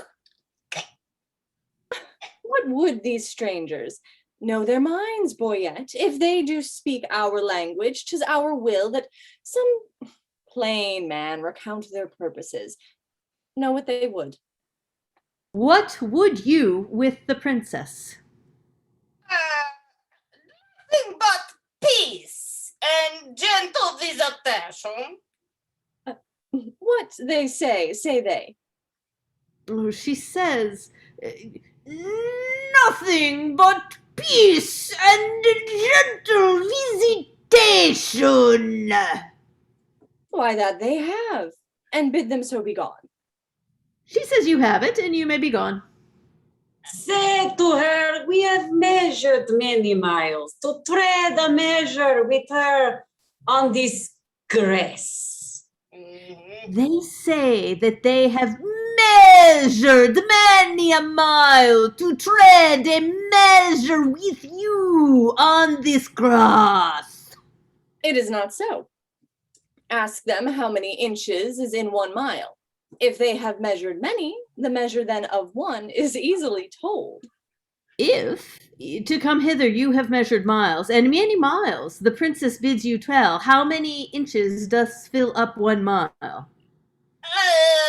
Tell her we measure them by weary steps. She hears herself.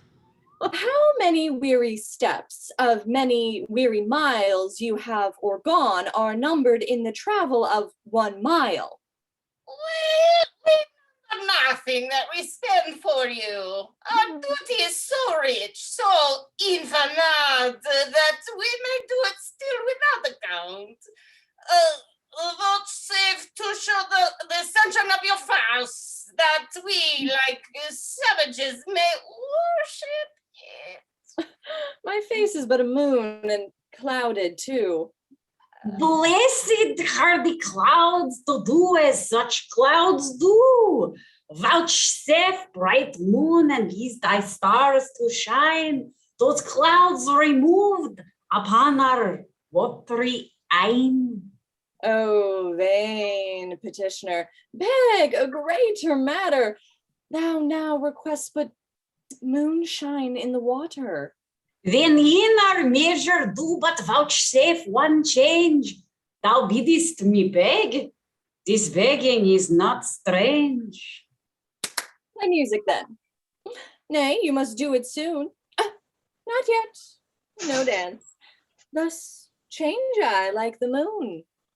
Will you not dance? How come you thus estranged? You took the moon at full, but now she's changed. Yet she still is the moon, and I the man. The music plays. Vouchsafe some motion to it. Our ears vouchsafe it. But your legs should do it. Since you are strangers and come here by chance, will not be nice. Take hands. We will not dance. Why take we hands then? Only to part as friends. Curtsy, sweethearts, and so the measure ends. Prize you yourselves. What buys your company? Your absence only. That can never be. Then cannot we be bought, and so adieu. If you deny to dance, let's hold more chat. In private, then? I am best pleased with it.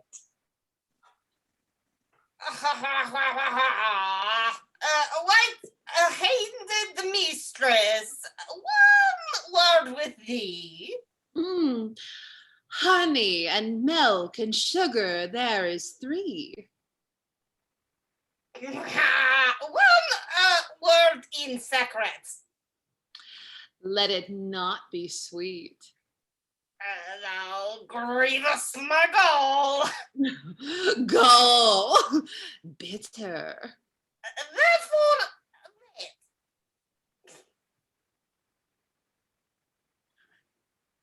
Therefore, Will you vouchsafe with me to change a word? Name it. Fair lady. Say you so, fair lord. Take that for your fair lady. Please you. As much in private, I'll bid adieu. What, was your wizard made without a tongue? I know the reason, lady, why you ask. Oh, for your reason. Quickly, sir, I long. You have a double tongue within your mask and would afford my speechless wizard ass. No, I'll not be your half. Take all and mean it. It may prove an off. Look how you butt yourself in these sharp marks. Will you give orange, chaste lady? Do not so. Then die a calf before your horns do grow. One word in private with you ere I die. Bleat softly then, the butcher hears your cry. Tongues of mocking wenches are as keen as is the razor's edge invisible, cutting a smaller hair than may be seen. Above the sense of sense, so sensible seemeth their conference. Their conceits have wings, fleeter than arrows, bullets, wind, thought, swifter things. Not one word more, my maids. Break off, break off. by heaven, all dry beaten with pure scoff. Farewell, maid wenches. You have simple wits.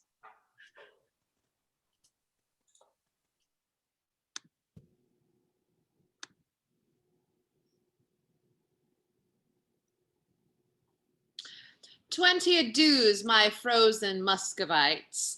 Are these the breed of wits so wondered at?" Figures they are, with your sweet breaths puffed out. Well-liking wits they have. Gross, gross, fat, fat.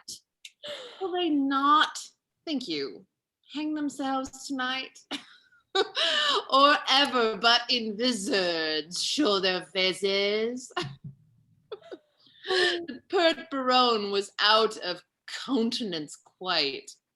They were all in lamentable cases. The king was weeping ripe for a good word. Oh, Berowne did swear himself out of all suit. Dumaine was at my service, and his sword. No point, quoth I, my servant straight was mute. Lord Longaville said I came over his heart and show you what he called me? Foam, perhaps? Yes, in good faith. Go, sickness as thou art. But will you hear? The king is my love sworn. And quick Berowne hath plighted faith to me. And Longaville was my service born. Dumaine is mine as sure as bark on tree. Madam, and pretty mistresses, give ear immediately. They will be again be here in their own shapes, for it can never be. They will digest this harsh indignity. Will they return? They will. God knows, and leap for joy, though they are lame with blows. Therefore, change favors, and when they repair, blow like sweet roses in the summer air. How blow? How blow? Speak to be understood. Avant perplexity. What shall we do if they return in their own shapes to woo? Let us complain to them. What fools were here, disguised like Muscovites in shapeless gear, and wonder what they were, and to what end their shallow shows and prologue vilely penned, and their rough carriage so ridiculous should be presented at our tent to us. Ladies, withdraw. The gallants are at hand. Whip to your tents as roes run o'er the land.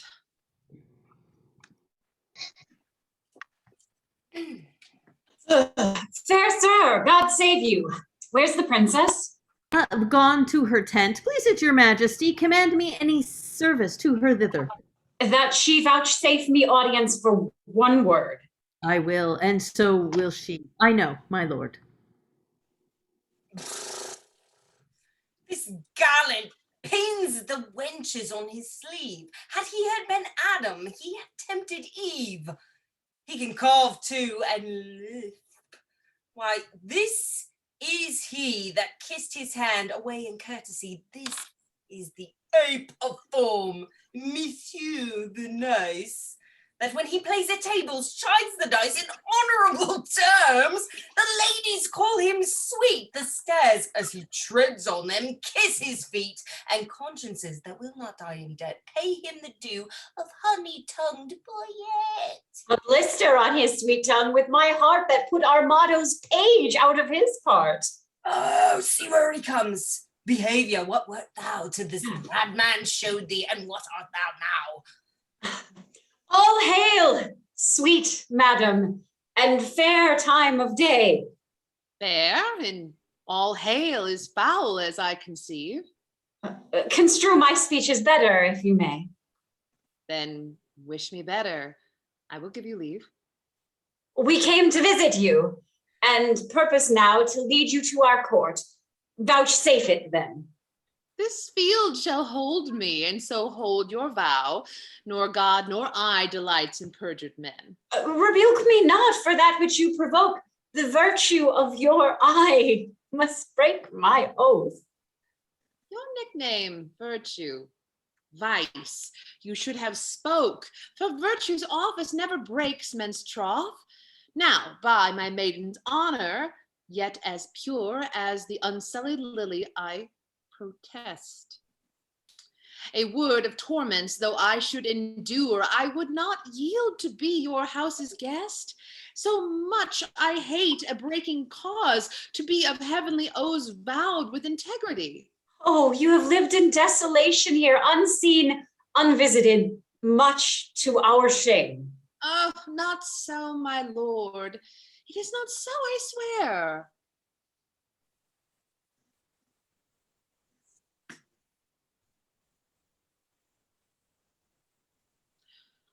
A mess of Russians left us but too of late.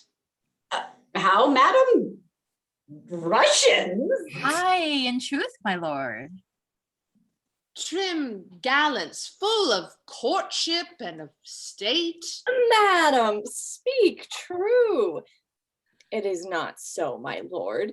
My lady, to the manner of the days, in courtesy gives undeserving praise. We four, indeed, confronted were with four in Russian habit.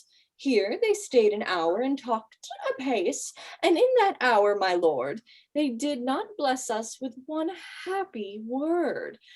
I dare not call them fools, but this, I think, when they are thirsty, fools would fain have drink.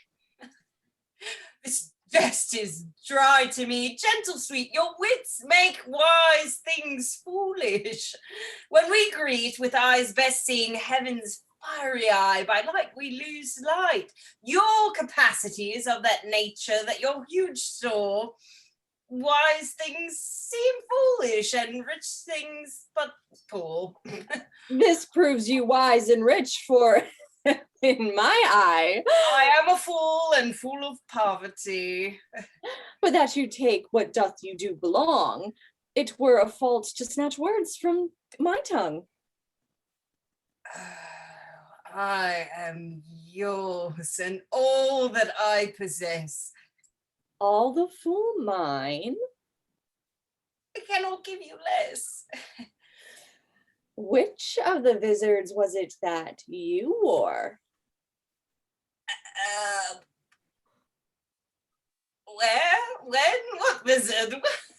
I demand you this. There then, that vizard, that superfluous that hid the worse and showed the better face.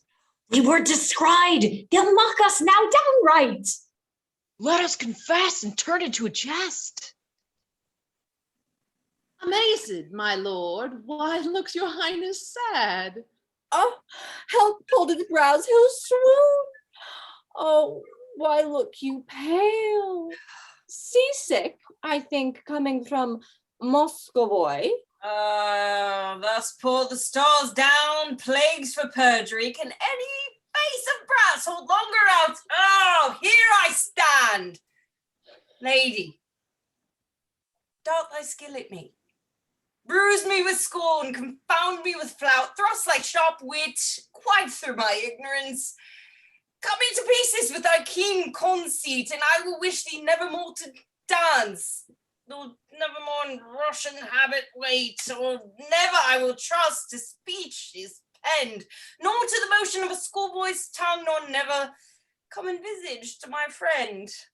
Nor woo and rhyme like a blind harper's song, taffet of phrases, silken terms precise, three-piled hyperbole, spruce affectation, figures pedantical these.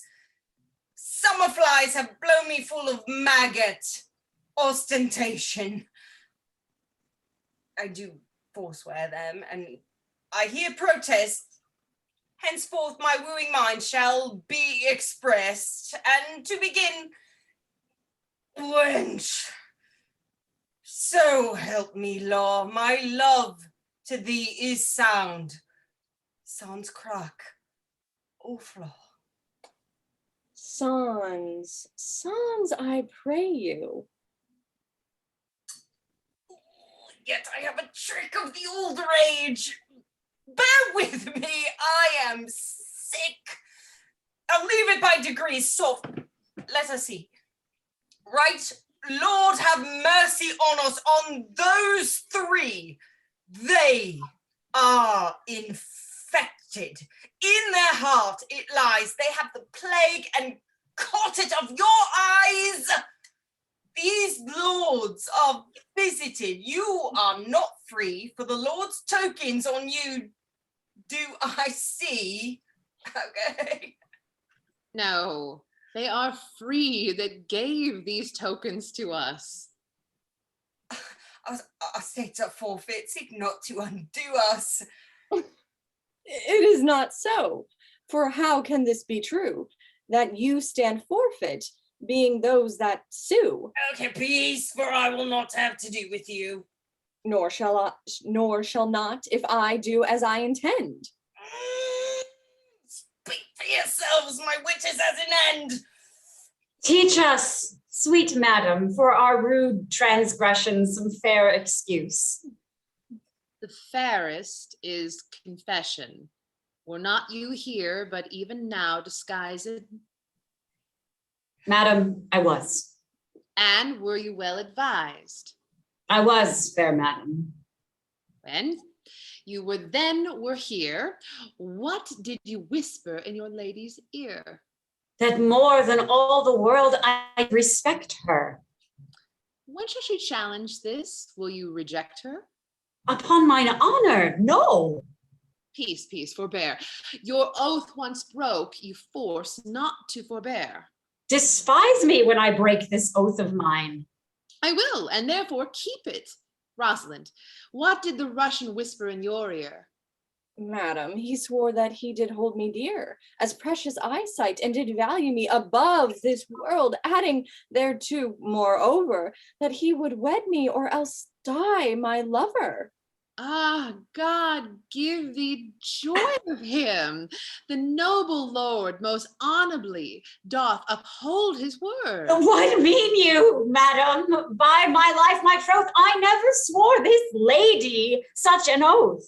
Oh, by heaven you did, and to confirm it plain, you gave me this. But take it, sir, again. My faith, and this the princess did I give. I knew her by this jewel on her sleeve. Oh, pardon me, sir. This jewel did she wear? And Lord Berowne, I thank him, is my dear. What, will you have me or your pearl again? Neither of either. I remit both twain. Oh, I see the trick on it. Here was a consent, knowing aforehand of our merriment, to dash it like a Christmas comedy. Some carry tale, some please man, some slight zany, some mumble news, some trenchonite, some dick that smiles his cheeky ears and knows the trick to make my lady laugh when she's disposed to told our intents before, which once disclosed, these ladies did change favors, and then we, following the signs wooed by this sweet of she. Now, to our perjury, to add more terror, we are again forsworn in will and error, much upon 'tis. And might not you forestall our sport to make us thus untrue? You put your page out. Go, you are allowed. Die when you will. A smock shall be your shroud. You leer upon me, do you? There's an eye wounds like a leaden sword. Full merrily hath this brave managed this career been run. Oh, lo, he is tilting straight piece I have done. Oh, welcome, pure wit, thou part'st a fair fray. My lord, sir, they would know whether the three worthies shall come in or no. What, are there but three? Oh, no, sir, but it is very fine. For every 1 presents 3. Okay, and 3 times thrice is 9. Oh, lord, sir, the parties themselves, the actors, sir, will show whereuntil it doth amount. For mine own part, I am, as they say, but to perfect one man in one poor man. Pompey the Great, sir. Thou, one of the worthies. It pleased them to think me worthy of Pompey the Great. For mine own part, I know not the degree of the worthy, but I am to stand for him. Oh, go. Bid them prepare. We will turn it finely off, sir. We will take some care. Oh, they will shame us. Let them not approach.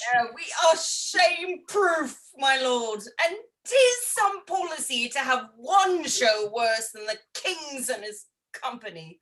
I say they shall not come. Nay, my good lord, let me o'errule you now. That sport best pleases that doth yet less know how, where zeal strives to content, and the contents dies in the zeal of that which it presents. A right description of our sport, my lord.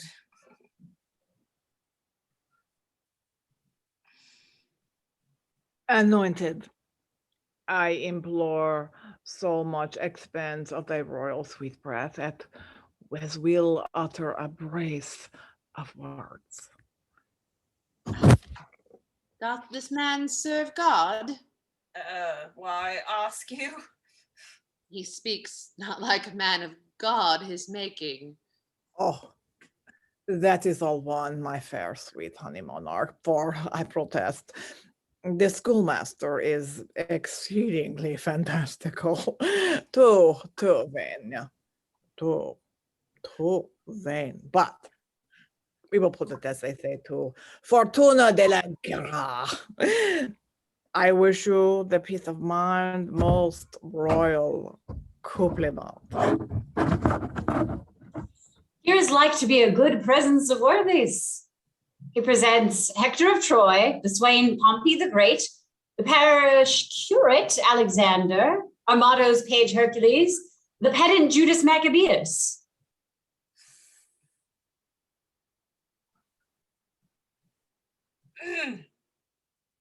Pompey am. You lie, you are not he. Pompey is. Leopard's head on ye. Oh, well said, old mocker. I must needs be friends with thee. I, Pompey am. Pompey, surname the Big. Oh, great. Oh, it is great. I, Pompey, surnamed the Great, that oft in field with targe and shield did make my foe to sweat.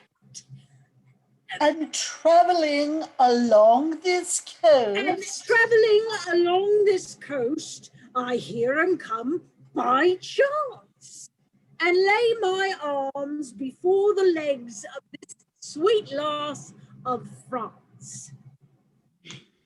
If your ladyship would say thanks, Pompey, I had done.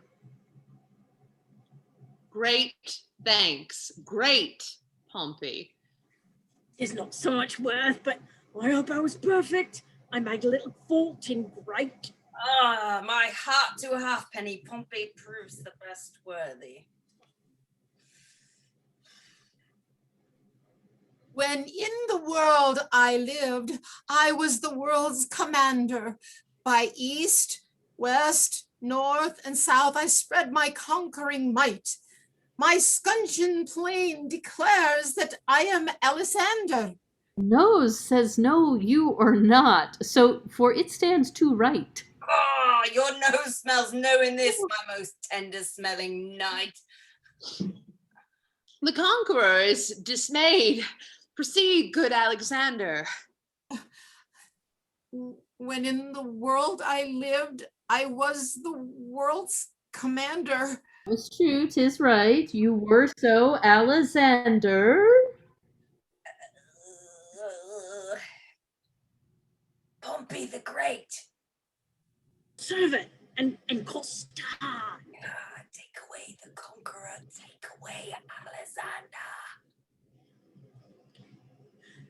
Oh, sir, you have o'erthrown Alexander the Conqueror, a conqueror and a fear to speak. Run away for shame, Alexander. There, and it shall please you, a foolish mild man, an honest man, look you, and soon dashed. He is a marvellous good neighbour, faith, and a very good bowler. But for Alexander, alas, you see how 'tis, a little old parted. But there are some worthies a-coming that will speak their mind in some other sort.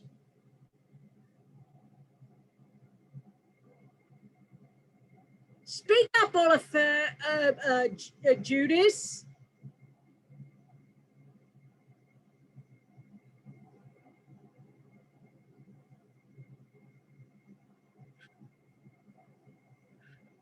Great Hercules is presented by this imp, whose club killed Cerberus, that three-headed Canis. And when he was a babe, a child, a shrimp, thus did he strangle serpents in his manus. Quodiam he seemeth in minority, ergo I come with this apology. Keep some state in thy exit and banish. Judas I am. A Judas? Not Iscario, sir. Judas I am, we clept Maccabeus. Ah, kissing traitor, how art thou proved Judas? Judas I am. The more shame for you, Judas. What mean you, sir? Make Judas hang himself. Begin, sir, you are my elder. Oh, well followed. Judas was hanged on an elder. I will not be put out of countenance. Because thou hast no face. What is this? A citron head. The head of a bodkin. A death's face in a ring. The face of an old Roman coin, scarce seen. And now forward. good, for we have put thee in countenance. You have put me out of countenance. Fools, we have given thee faces. But you have outfaced them all. And thou wert a lion, we would do so. Therefore, as he is an ass, let him go, and so adieu, sweet Jude. Nay, why dost thou stay? For the latter end his name.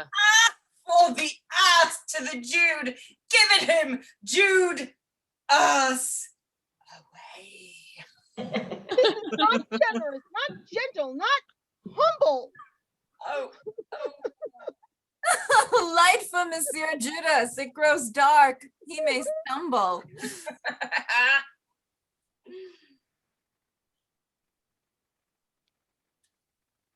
Oh, no. Alas, poor Macbeth, how hath he been baited? Oh, hide thy head, Achilles. Here comes Hector in arms. Though my mocks come home by me, I will now be merry. What is this Hector? I think Hector was not so clean limbered. His leg is too big for Hector's. More calf, certain. No, he is best endued in the small. This cannot be Hector. He's a god or a painter, for he makes faces. The omnipotent Mars of lances, the Almighty gave Hector a gift. A gilt nutmeg. A lemon. Stuck with cloves. No, cloven. The omnipotent Mars of lances, the Almighty gave Hector a gift, the heir of Ilion. A man so breathed that threatened he would fight, yea, from morn till night, out of his pavilion. I am that flower. That mint. That columbine. Sweet Lord Longaville, rein thy tongue. I must rather give it the rein, for it runs against Hector. Aye, and Hector's a greyhound. The sweet Warman is dead and rotten. Sweet chucks, beat not the bones of the buried. When he breathed, he was a man. But I will forward with my device. A sweet royalty, bestow on me the sense of hearing. Speak, brave Hector, we are much delighted. Oh, I do adore thy sweet grace's slipper. Loves her by the foot. He may not by the yard. This Hector has far surmounted Hannibal. Oh, the party is gone? Hello, Hector. She's gone. She is 2 months on her way. What meanest thou? Faith, unless you play the honest Troyan, the poor wench is cast away. She's quick. The child brags in her belly already. 'Tis yours. Dost thou infamize me among the potentates? Thou shalt die. Then shall Hector be whipped for Jaquenetta, that is quick by him, and hanged for Pompey, that is dead by him. Most rare Pompey. Renowned Pompey. Then great Pompey! Pompey the huge! Hector trembles. Pompey is moved. Hector will challenge him. By the North Pole, I do challenge thee. I will not fight with a pole like a northern man. I'll slash. I'll do it by the sword. I pray you, let me borrow my arms again. Room for the incensed worthies. I'll do it in my shirt. Oh, most resolute Pompey. Oh golly, here I am. Sorry. Master, let me take you buttonhole lower. Do you not see Pompey is uncasing for the combat you? What mean you? You will lose your reputation. Gentlemen and soldiers, pardon me, I will not combat in my shirt. You may not deny it. Pompey hath made the challenge. With words I both may and will. What reason have you for it? The naked truth of it is, I have no shirt. I'll be sworn. Or none but a dishclout of Jaquenetta's, and that he wears next his heart for a favor.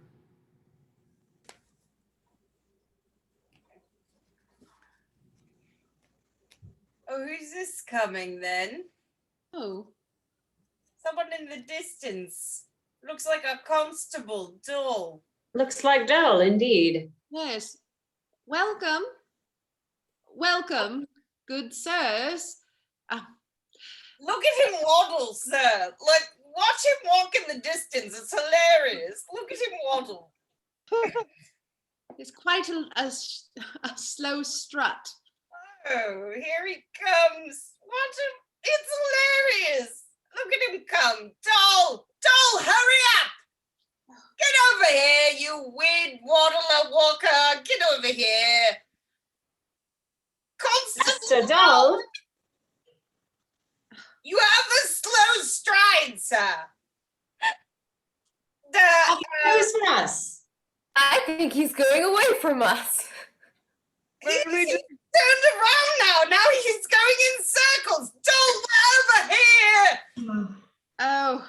Oh, I'm sorry, madam, for the news I bring is heavy in my tongue. The king, your father. Dead for my life. Even so, my tale is told.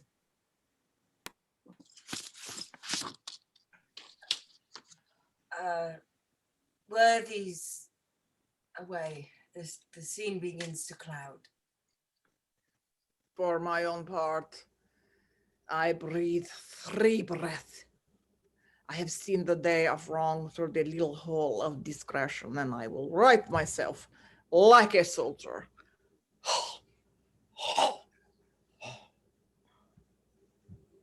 How fares your majesty? Boyet, prepare, I will away tonight. Madam, not so. I do beseech you to stay.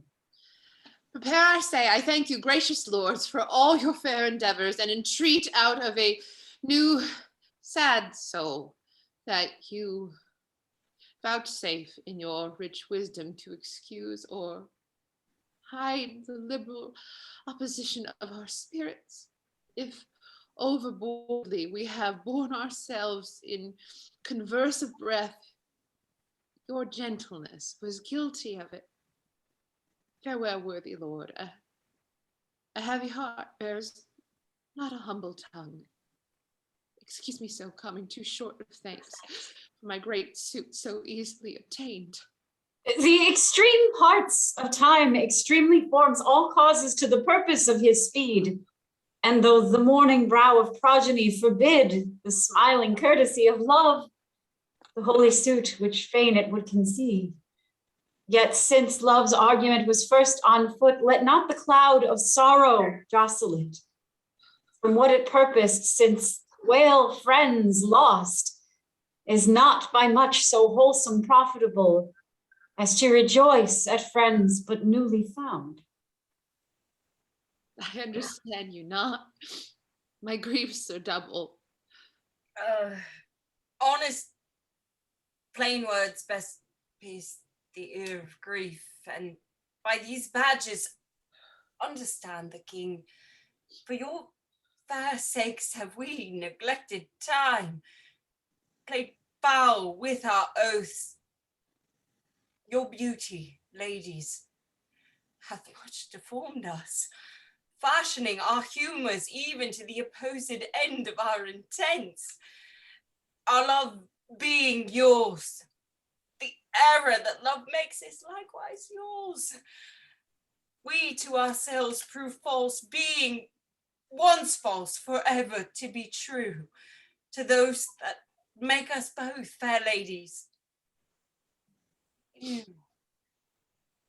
We have received your letters full of love, your favors, the ambassadors of love, and our maiden council rated them at courtship, pleasant jest, and courtesy. But more devout, and this is in our respects, have we not been, and therefore met your loves in their own fashion like a merriment. Our letters, madam, showed much more than jest. So did our looks. We did not quote them so. Now, at the latest minute of the hour, grant us your loves.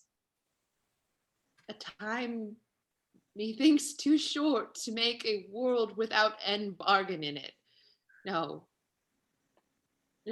my lord, your grace is perjured much, full of dear guiltiness, and therefore this, if for my love, as there is no such cause, you will do aught, and this shall you do for me. Your oath I will not trust, but go with speed to some forlorn and naked hermitage, remote from all the pleasures of the world. There stay until 12 celestial signs have brought about the annual reckoning. If this austere, insociable life change not your offer made in heat of blood, if frost and fast, hard lodging, and thin weeds nip not the gaudy blossoms of your love, but that it bear this trial and last love, then, at the expiration of the year, come challenge me by these deserts, and by this virgin palm now kissing thine. I will be thine. Until that instant, shut my woeful self up in a mourning house, raining the tears of lamentation for the remembrance of my father's death. If this thou do deny, let our hands part, either entitled in the other's heart. If this, or more than this, I would deny, to flatter up these powers of mine with rest, the sudden hand of death close up mine eye. Hence, hermit, then, my heart is in thy breast. But what to me, my love? But what to me? A wife? Beard, fair health, and honesty. Free love, I wish you all these free. Oh, shall I say I thank you, gentle wife?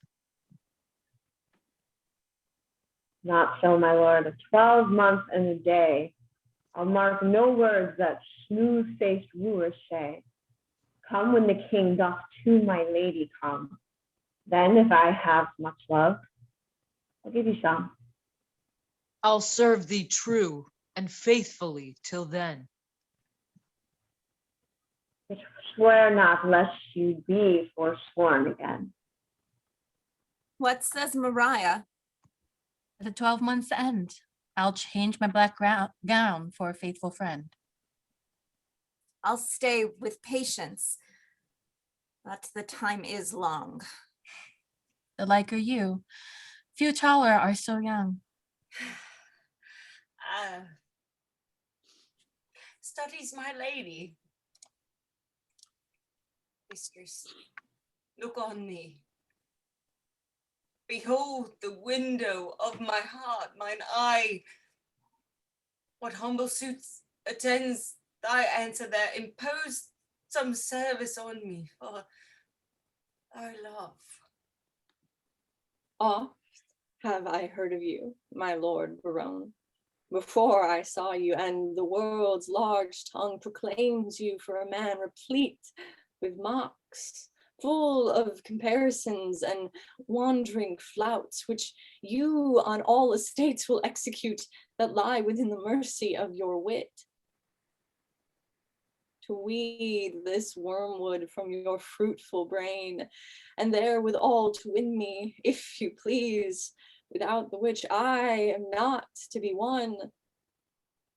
You shall this 12-month term from day to day visit the speechless sick, and still converse with groaning wenches, and your task shall be, with all the fierce endeavor of your wit, to enforce the pained impotent to smile. To move wild laughter, the throat of death, it cannot be, it is impossible. Mirth cannot move a soul in agony. Why, that's the way to choke a gibbling spirit, whose influence is begot of those loose grace which shallow laughing hearers give to fools. A just prosperity lies in the ear of him that hears it, never in the tongue of him that makes it. Then if sickly ears deft with the clamors of their own dear groans will hear your idle scorns, continue then, and I will have you that fault withal. But if they will not, throw away that spirit, and I shall find you empty of that fault, right joyful of your reformation. A 12-month. Well, before what will befall, I'll just 12 months in a hospital.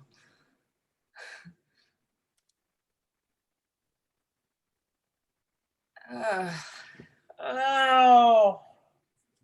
wooing doth not end like an old play. Jack hath not Jill. These ladies' courtesy might well have made us sport a comedy. Come, sir. It wants a 12-month and a day, and then 'twill end. That's too long for a play. Sweet Majesty, vouchsafe me.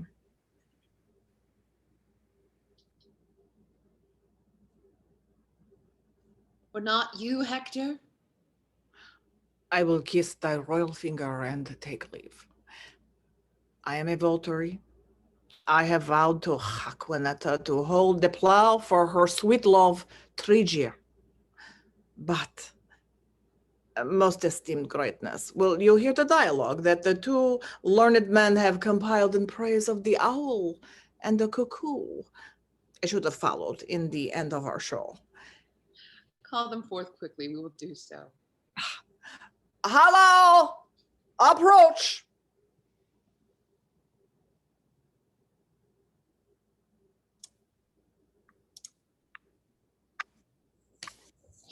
Through the velvet leaves of wind, all unseen can passage find, that the lover sick to death wished himself the heaven's breath. Ere, quoth he, thy cheeks may blow, ere would I my triumph sow.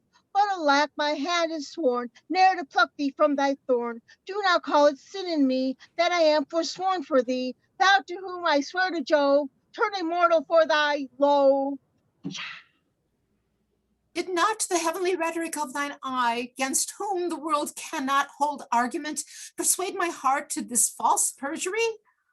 Vows for thee broke deserve not punishment.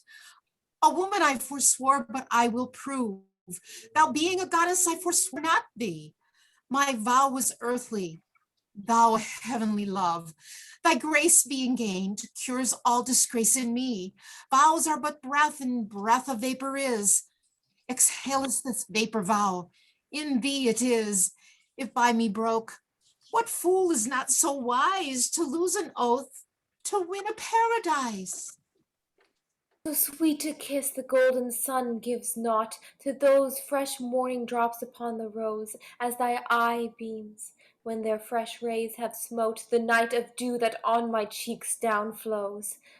Nor shines the silver moon one half so bright through the transparent bosom of the deep, as doth thy face through tears of mine give light. Do but behold the tears that swell in me, but do not love thyself. Then thou wilt weep for my tears for glasses, and still make me weep. O Queen of Queens, how far dost thou excel? No thought can think, nor tongue of mortal tell. If love make me forsworn, how shall I swear to love? Ah, never faith could hold, if not to beauty vowed. Though to myself forsworn, to thee I'll prove, faithful prove. Study his bias leaves, and makes his book thine eyes, where all those pleasures live that art would comprehend. If knowledge be the mark, to know thee shall suffice. Well learned is that tongue that well can thee commend. All ignorant that soul that sees thee without wonder, which is to me some praise that I thy parts admire. Thy eye Jove's lightning bears, thy voice his dreadful thunder, which not to anger bent is music and sweet fire. Celestial as thou art, O pardon love this wrong, that sings heaven's praise with such an earthly tongue. At the song's end, the king, Berowne, Dumaine, and Longaville return to the stage. Both the ladies and them are changed. A 12-month has passed. The words of Mercury are harsh after the songs of Apollo. You that way, we this way. All exit except the 4 men and 4 ladies, who are now on opposite sides of the stage and turn to face one another.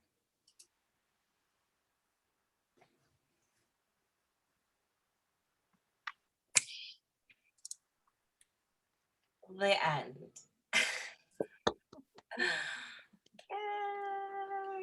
Oh my God. We always do jazz hands. All right, I need a tissue. I'll be right back. I have to run to the bathroom real quick, but we'll be right back. Okay, same here. I have to. Take 5, everyone. Thank you, 5. Supposed to be for me. Yeah, that's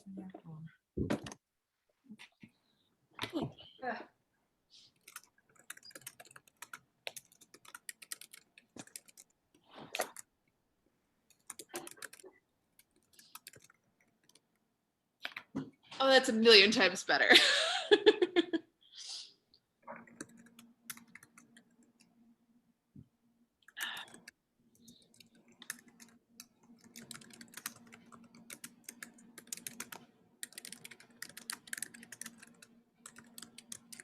Hi, Sophia.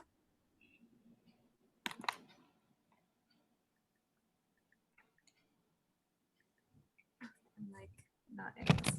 There. Sorry. That's okay. Have a good night. We'll see you tomorrow. Oh, I was saying goodbye to whoever was leaving. I'm not leaving yet. I have 15. I'm giving myself 15 minutes and then I'm leaving. All right.